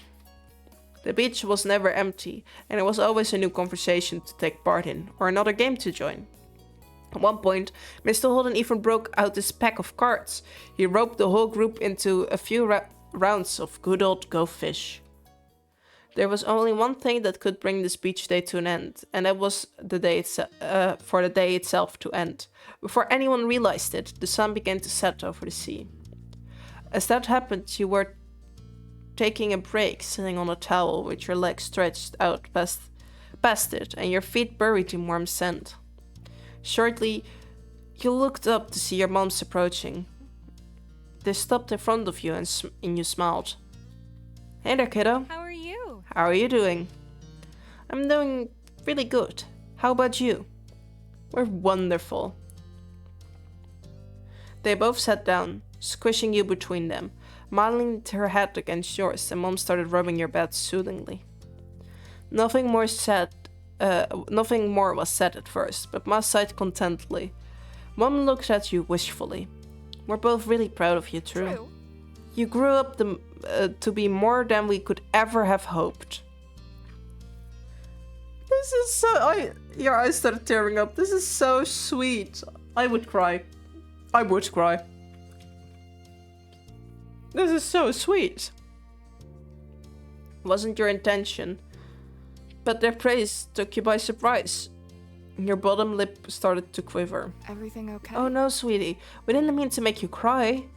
Ma wrapped an arm around your middle and squeezed you tightly in a side hug, and tears started running down your cheek. Mom lightly brushed some of your hair. It's okay. I'm just so happy I got to have you as my moms. After that, all three of you were sitting sniffling and teary-eyed. You wiped some of the tears away at the back of your hand. My heart is gonna be a pancake. This game is so sweet sometimes. It's either full on chaos of it or it's gonna make me cry. There's like no in between. And it's both positive, by the way. Good game. Top tier quality. I'm very attached to all these characters. I don't know how we got so lucky with you and Liz. Ma reached out in front of you from Mom's hand. She gave it to her and Ma squished it. Of course. You must have done something right. You stayed there quietly and contently, watching the sun set with your parents for a while. Until Mr. Holden called out to you. He was still walking in your direction. We were talking and thinking we could take a walk down to the shore. Any of you want to come? Automatically, you looked to your moms for what they were thinking. Mom glanced to you, from you to Ma, and smiled. That sounds good to me. That's fantastic. Yes, that's very nice. My legs need some stretching. Let's go. Thrilled, Mr. Holden threw a thumbs up and began heading back to the way he came in a light jog. This game is so sweet. I honestly don't know what to think about it. It's so sweet. Hey, don't leave us in the dust. Cliff kept going forward, but flipped around, walking backwards across the sand so he could face you again. Please don't fall. Actually, please do fall. That sounds really funny. No worries. Don't worry. We wouldn't leave without you. All right, we'll catch up. Ready to go? Uh-huh. Both of your moms held a hand out to you. Chuckling, you gave them each one, and you all strolled back to the rest of the group.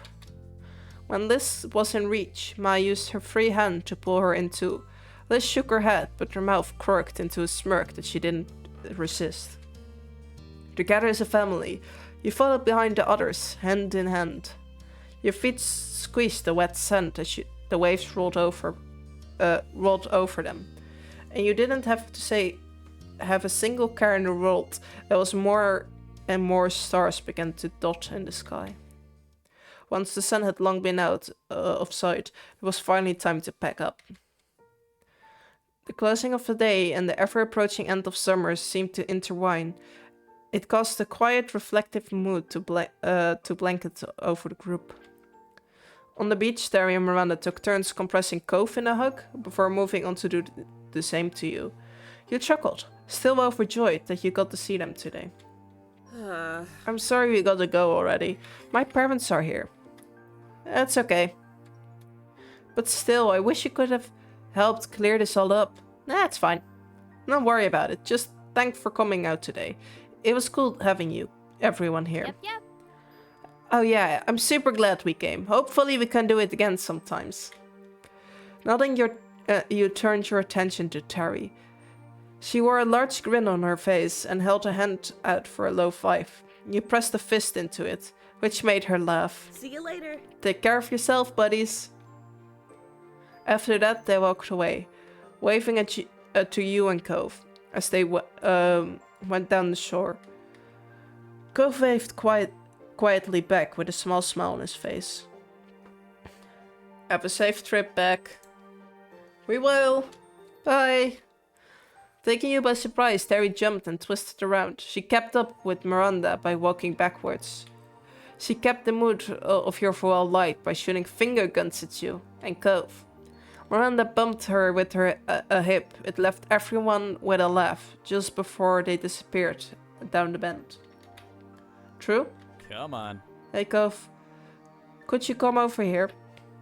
Both of your parents were motioning for you. The two of you went to them. Tons of things ended up at the beach over the course of the day, so there was still so much to pack up and the parents needed help. Whether or not you got to it, stuffing various things into bags and bundling them up in towels. Once things were ready to go, everyone filled their arms with as much as they could carry. Absolutely no one wanted to be this to be a back and forth kind of task. The walk back home ended up being mostly quiet. Each person seemed to be feeling the effect of the day. A cool breeze carried you across the sand and onto the road. There was a sigh of relief from what felt like the group as a whole when they arrived back to the neighborhood. Baxter carefully placed what he had been carrying on the ground. Thank you so much for helping with that. Thanks. No, thanks you for allowing me to join today. You all shared with me. Helping to carry it back is the least I can do. Man nodded, and the others started collecting their things from his pal. Baxter, meanwhile, stepped over to you and Cove. It was a real pleasure getting to know you both this summer. His hand tilted towards you and he smiled warmly. Baxter offered you his hand. I want a hug. It took a moment, but after stifling what you were carrying, you were able to free one of your hands enough to pull Baxter in a quick hug. He genuinely laughed at you fondly when you let go.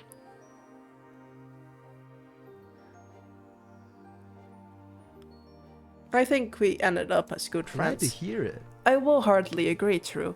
I enjoyed this vacation immensely, thanks to you.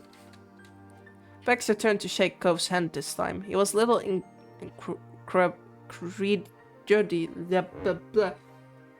for a moment, but then Cove eventually shifted what he was carrying and took Baxter's hand. It wasn't long, but it was a solid handshake. Baxter was clearly pleased. I wish we had more time together, but it was still a nice ride while it lasted. Would happily do it all over again. Bye, Baxter. Yeah, bye. Baxter nodded and walked a few steps towards his condo. Then he stopped and waved. Goodbye. Goodbye. Baxter sauntered away completely and disappeared inside the condo to return to his own things. His time with you and your family and friends ending. You paused for a moment, staring at where he went. Looks interesting though. He does look really interesting. He is also a very interesting character. But afterwards you looked back over at the rest of the group. Lee and Liz were just going inside your house. You couldn't spot Kiara or Mr. Holden anywhere. But the door to their house was wide open. Mom approached you with an amused look on your face. Seems like you're holding on some Holden things. Surprised, you glanced down to take a quick inventory of what you were holding. Mom was right. Some of it belonged to the neighbors. Would you mind dropping it off now? Can do. It's not a problem. Thank you very much. Cove took a few steps towards his house and stopped, waiting for you. Good night. Good night, Cove. I will see you inside, True. Night. You caught up with Cove and together you went to his house. Walking into the front door, you saw Kiara and Mr. Holland busily unpacking already. Things were scattered on the counter, and they were moving around each other, putting the items away. They both lifted their head when Cove closed the front door. Hey! It's nice seeing you again already, True. Her teasing tone brought a bright, light smile to your face. You hefted the stuff in your arms a little closer. I ended up with things from yours from the beach. Oh, thanks for getting that to us. You can put it here on the coffee table. Mr. Holden pointed at the surface he was referring to, and you immediately left. That didn't belong to your family there. Gove put his own things down on the floor, just at his feet, wading through everything strewn to reach his parents. Putting your family stuff on the ground for a moment, you dusted your hands off and straightened up. You needed a second of rest and a minute of resituate it all. You went over to where the others were too. Kiara opened her arms wide, wanting to hug you. I will accept. I want hugs. Hugs are great. Happily you went to her. She held on tightly. Over the years you were able to form a good rapport with her, and you were grateful for that. I'm gonna save again. I don't know, I'm anxious something is going to happen that goes like wrong with my PC. I don't want to lose all of what just happened. You could feel in her hug how much Kiara had grown to care about you. It brought an affectionate smile to your face. Thank you so much for hanging out with me today. It was a blast. It's no problem, I had fun too. Kiara eventually released you, but patted the tops of your shoulders as a final gesture. Thank you. Every time I've gotten to come by, it's been an absolute joy. Things really couldn't have worked out better. I'm dead on the floor. Oh no! Don't die! It is really wholesome, yes. It's so sweet. Mr. Holden took a step closer to you. Kiara moved aside to let him say goodbye too. He grinned. Thanks for always being such a friendly neighbor. And not just right now, but for as long as I've known you. I didn't always make it easy, but you and your family are good people. I really, truly appreciate it. Thanks very much. Thanks again, True. So much. At that, Mr. Holden reached over and gave you a soft pat on the top of your head. We're gonna hug you. You're not gonna escape this. I'm getting all the hugs I can. Taking him by surprise, he latched your arm around Mr. Holden. He let out a small squeak and went rigid. After a moment, he relaxed and began to lightly pat your back before shifting into a full hug. You held on firmly. Thank you for being a good neighbor. As you let go, he sniffled. But when he met your grace, But when he met your grace once more, his mouth pulled into a wide, happy grin. Mr. Holden was staring at you, but his gaze seemed far away. Maybe he was looking back at you, who you used to be. The 8-year-old he had asked to be his son's new friend. See you. Bye, True. He smiled softly. Then Cove took a step forward. He gestured to his pile of things he had carried into the house. Don't worry about all that. I will put stuff away in a few minutes. Right, I need to go do the same with my family. I figured.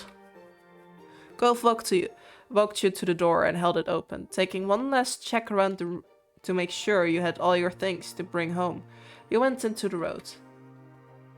He leaned his body against the door frame, not following you out. So, this is it, huh? Actually, this is not what I mean. His expression twisted and he shook his head a bit, like he was trying to banish the pensive thoughts. Bye. I will just say bye. Bye, I will see you soon. Your mouth pulled into a soft smile. You weren't sure who you were trying to reassure more. Gove reached forward and gently cupped your face with one hand. His thumb thrilled across your cheek with several heartbeats. Mesmerized by his blue eyes, you took a step forward, delighted to oblige the request he was silently asking. He met you halfway and smelled into the kiss. It was soft with longing, and your chest ached knowing that there couldn't be anything more than this, at least for now. One of his hands crept onto the door handle and firmly held it. He was stopping himself from coming along with you. As you walked over to your own front door, you stopped. Turning around, you spotted Cove, right where you left him. You laughed, quietly to yourself. For a small pause, you both stared at each other from across the street. Okay. I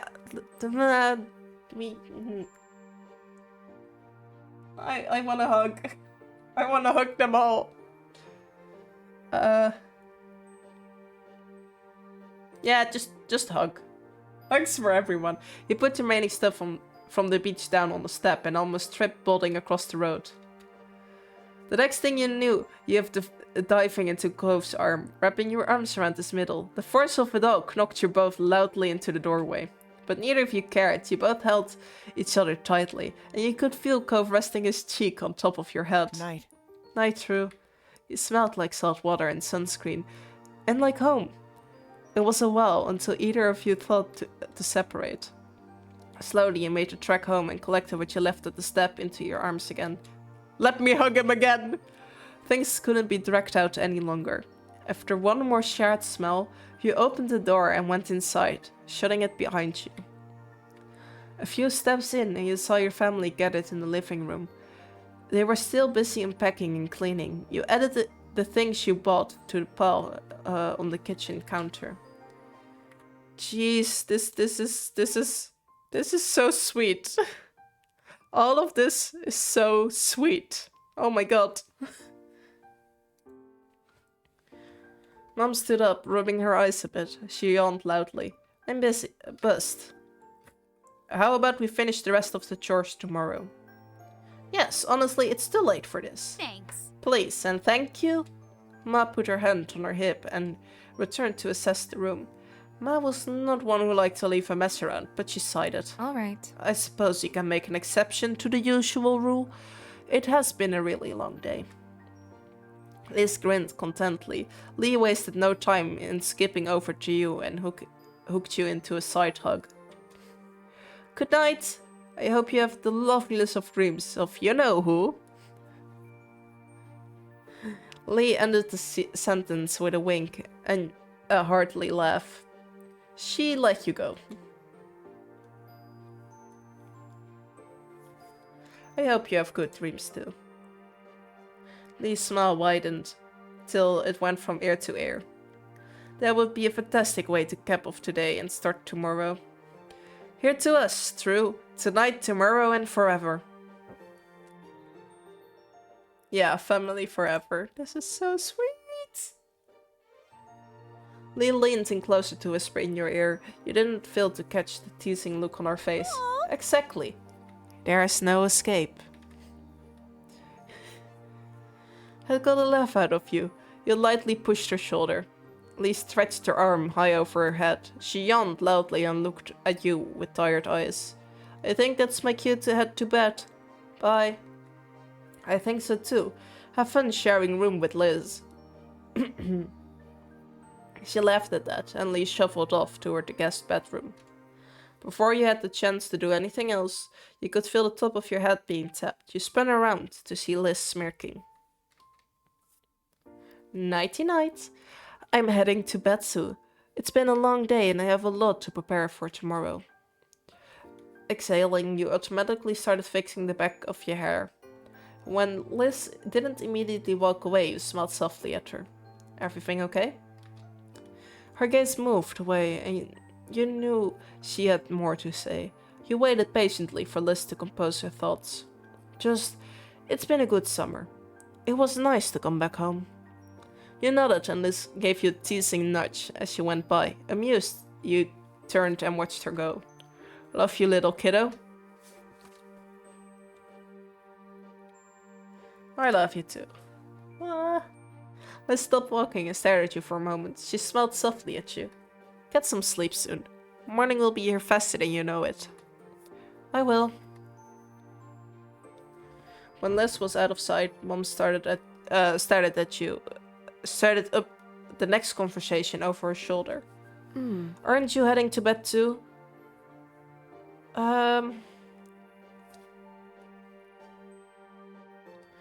Let's relax first. Desperately, you needed some time to decompress and clear your mind. You worried if you went to bed now, that would end up staring at the ceiling all night. Oh, that's valid. That's yes. Okay. Ma came over too, smiling understandingly.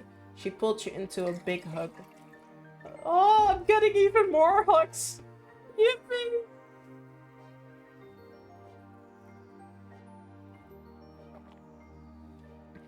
you. Alright, do what you need to. I love you.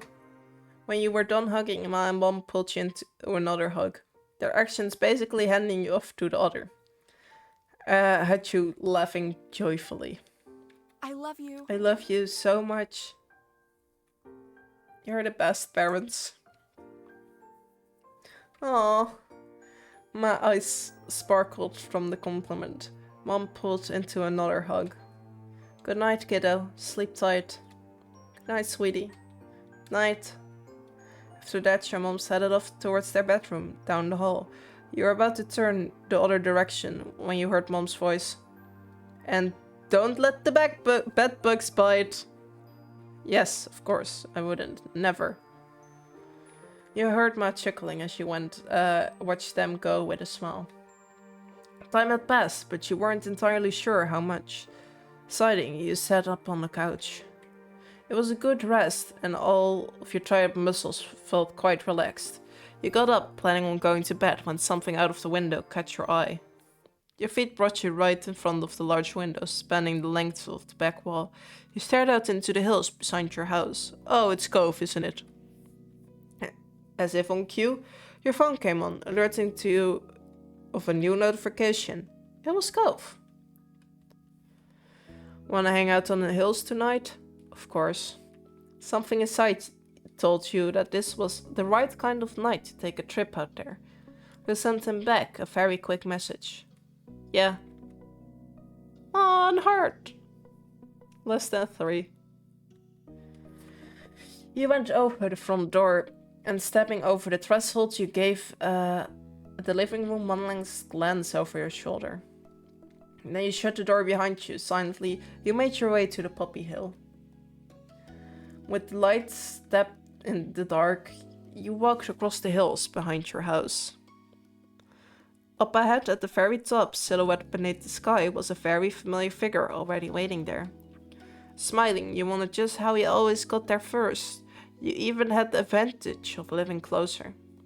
Then again, and maybe it was the only in your mind, but somehow Cove was irresistibly linked with this place. After all these years, it would be weird to scan the horizon and not find him there, as surreal as the shore without the sea. The distance between you was growing shorter by the second. Hearing the grass and earth crunch under your feet, Cove turned. A grin spat over his face as he saw you. You took your place standing behind him on the crest of the poppy hill, looking out over the ocean.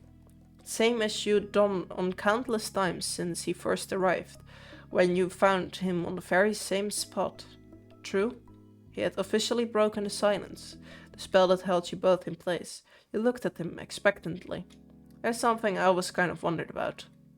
He cocked his head, giving you a sidelong glance. What did you think about me when we met? I was just a kid you had never seen before, bawling my eyes out on the hill next to your house. He chuckled, his eyes drifting towards the sea beyond, before flickering back to you. The way his gaze pulled back to you made it clear that he was genuinely invested in the topic. Lucky for him, you remember that initially struck you in the moment. This is going to be a very emotional moment, I think, yeah.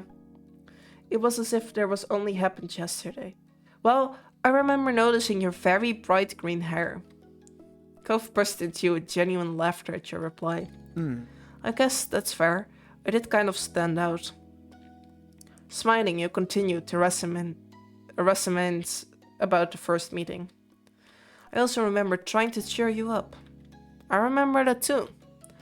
He ran a hand through his hair as he knew his line of questioning wasn't at the end, even more if he spoke again. I mean... Do you remember what you thought about me?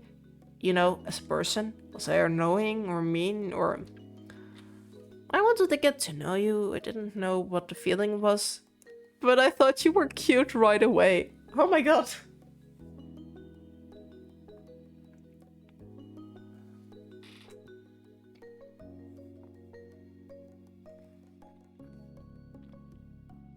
I wanted to get to know you. Cove's eyes widened, openly amazed by your response. Really? Really? I don't know what I did to deserve that. It's nice of you. Cove's hand drifted to the scar on his arm, his fingers unconsciously gliding over the mark. It was much less noticeable than it had been when the new pink cast had first come off, shrunken gradually over the years as his body healed, then dwarfed in comparison to his growing body. Still, his fingers came back to it without thinking. It gave a half smell, not meeting your eyes. I felt bad now. The thoughts I had were, well, considering that you were thinking, I come across as a lot worse of a kid. You didn't like me? No. No, it definitely wasn't that. Cove lifted his head up, finally committing to meet your eyes fully once more. I remember you that day. I remember it really well. I don't think I've ever been able to forget. I can picture the way you looked back then when I first saw you standing there. I still know the expression on your face when you choose to sit next to me in the grass. He chuckled self-deservedly, interrupting his own monologue. You scared me at first. I figured I'd be alone out here until I had to face my dad again. And then suddenly another kid appeared out of nowhere. It was startling, but I got over that fast. You were a strange person in a strange place, but in the moment, you were exactly what I needed. Somebody I could talk to freely about what was happening and how it made me feel. And you listened to me, and you stayed with me. He sighed and bit his lip as he gave a small smile. I was a little spoiled growing up. A little?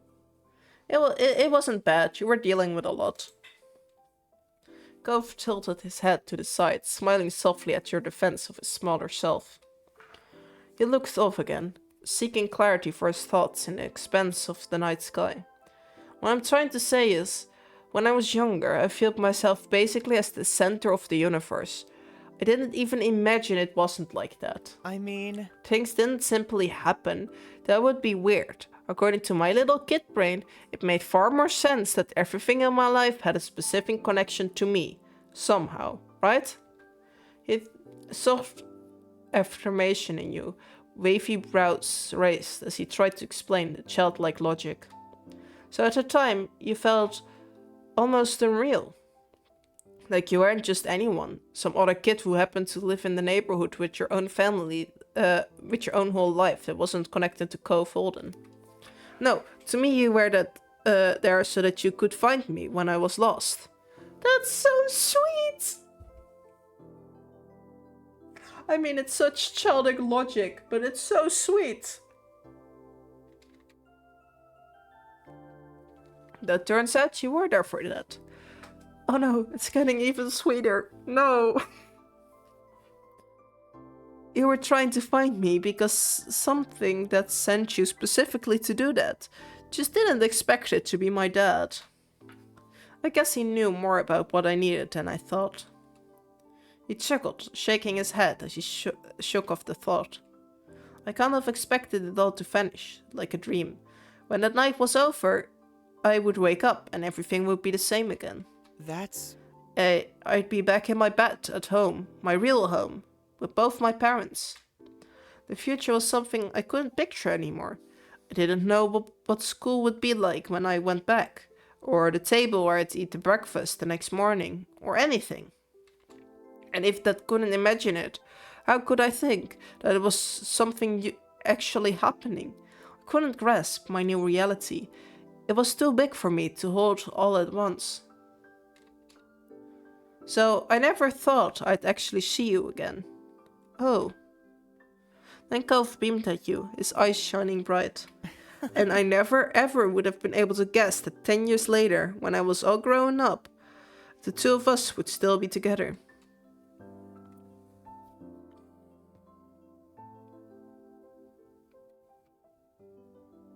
This is so sweet! Like, come on! Let's go with,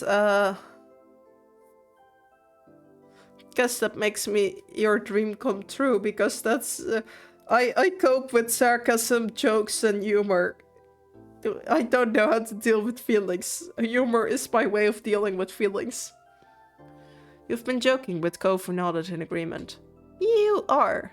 You exactly are. But that smile faded from his face as his eyebrows drew together. That was the worst day of my life at the time. The day my family broke apart. It was too heavy for me to even think about.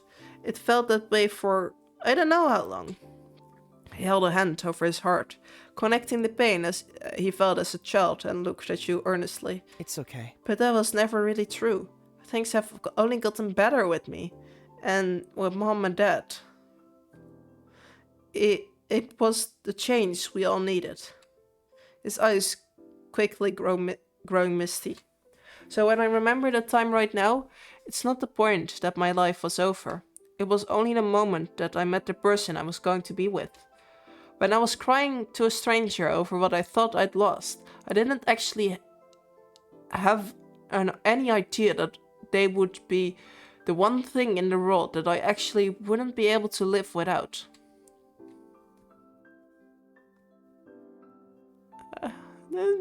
Thank you for all of this. No, thank you.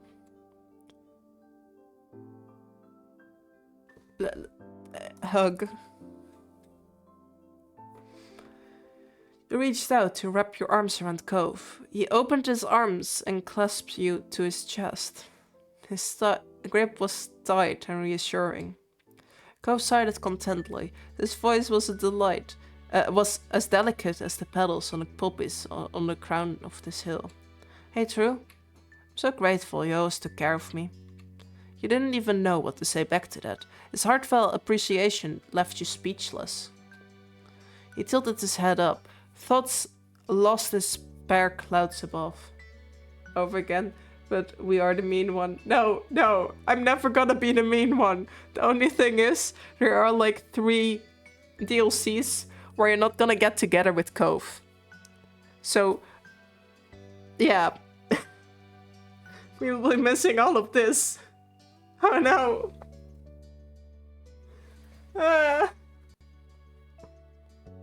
I will do it, okay.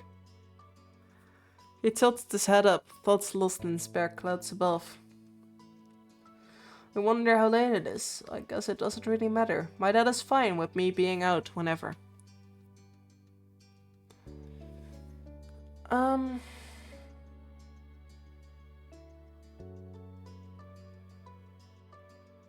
Might care, but I don't feel like telling them. That about what you're doing, I'm gonna message my moms. He might appreciate it. I guess. Probably. You were pleased to see Cove slip his phone out of the pocket and type away at it. You also brought your phone out long enough to shoot off a text. They wouldn't see it anytime soon, but they'd be in the loop once they were up. Are you going to lay in the grass now? Whoa, how do you know? Lucky guess, Cove. With a chuckle, Cove plopped down on the ground and laid on his back, his usual way of spending time there.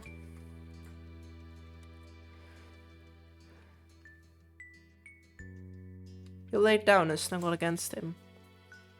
You lowered yourself against Cove's side in the grass and wrapped an arm over his chest. Cove smiled at you and used his free hand to cradle your face. The both of you fully settled in to relax on the hill. It felt like just the beginning of one of your nightly outings, but then you realized the sun was peeking out over the horizon. Cove spoke up with a disbelieving tone. Huh. It really was late. Your neighbor wasn't a stranger to being awake at dawn. However, not like this. He was normally an early sleeper, early riser. This unexpected sunrise particularly awed him. The two of you watched on silently as the sun began to light the world. Cove then propped himself up on the backs of his arms and looked at you, with a soft expression on his face. Do you want to go back home? I could carry you if you're too tired. I'd rather stay a little longer. You couldn't resist a yawn, but you were serious. It couldn't be time to go already. Cove chuckled affectionately and gripped you a little more. I get it. Okay, but it's been a long day. We've done a lot of things, like really a lot. It has to end sometime.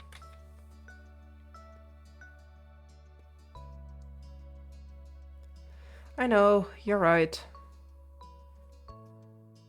Does it really have to end? Yeah. I don't think there's anything either of us can do about that one, but we can stay if you want to. Ghost smiled brightly at you, as warm as the new rays of sun that were tickling your skin. In that moment, you couldn't have appreciated him being there more. Kiss. You moved your face forward and gave Cove a small kiss. He tilted his head against yours. You're my favorite neighbor. You're mine too. The two of you remained together at the familiar Poppy Hill, where you first met until the world began to fade and blur. You were falling asleep. A few more gentle words drifted into your consciousness. See you tomorrow. I will see you tomorrow. Your eyelids dipped, but you felt good. You were safe and relaxed. Everything that came before this had reassured you of that. They were confident that when you opened them again, things would be okay.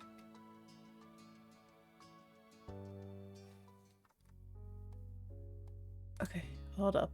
We're gonna save again. You opened your eyes. Instead of the walls of your room, you were surrounded by open sky.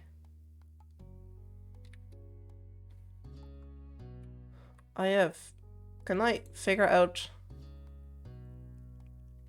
Hold up.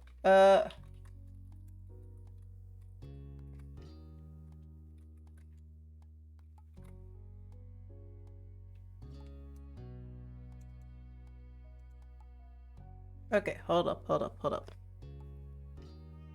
I also thought it was gonna end there.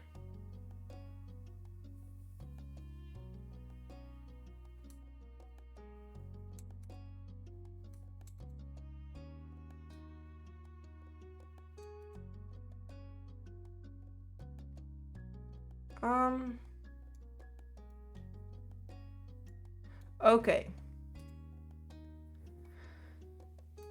So, as far as I know, there is a step 4. So, what I'm gonna do is we're not gonna finish 3 today. We're gonna save it here again, so I know that for certain that we're at the right space. And I will end it here, because I've been streaming for almost 4 hours and I'm slowly losing my voice. So no matter how short it is, I have no idea. And I don't want to make the same mistake again that I made with Night in the Woods, where the last stream lasted 5 hours, because I non-stoply... I thought constantly that, like, oh, this must almost be the end of the game or the day, right? I can almost stop streaming, and it was like 5 hours and I finished the game, but I was extremely tired. So, I will thank you all for watching, and I will continue this next Friday, like the scheduled stream. If not, I will probably remove it from the schedule, but whatever. If I stream between that, it's gonna be a different game, because I've been streaming this game for the last 5 streams. But yeah, I hope everyone enjoyed watching. Thank you for watching. Until next time. Bye bye!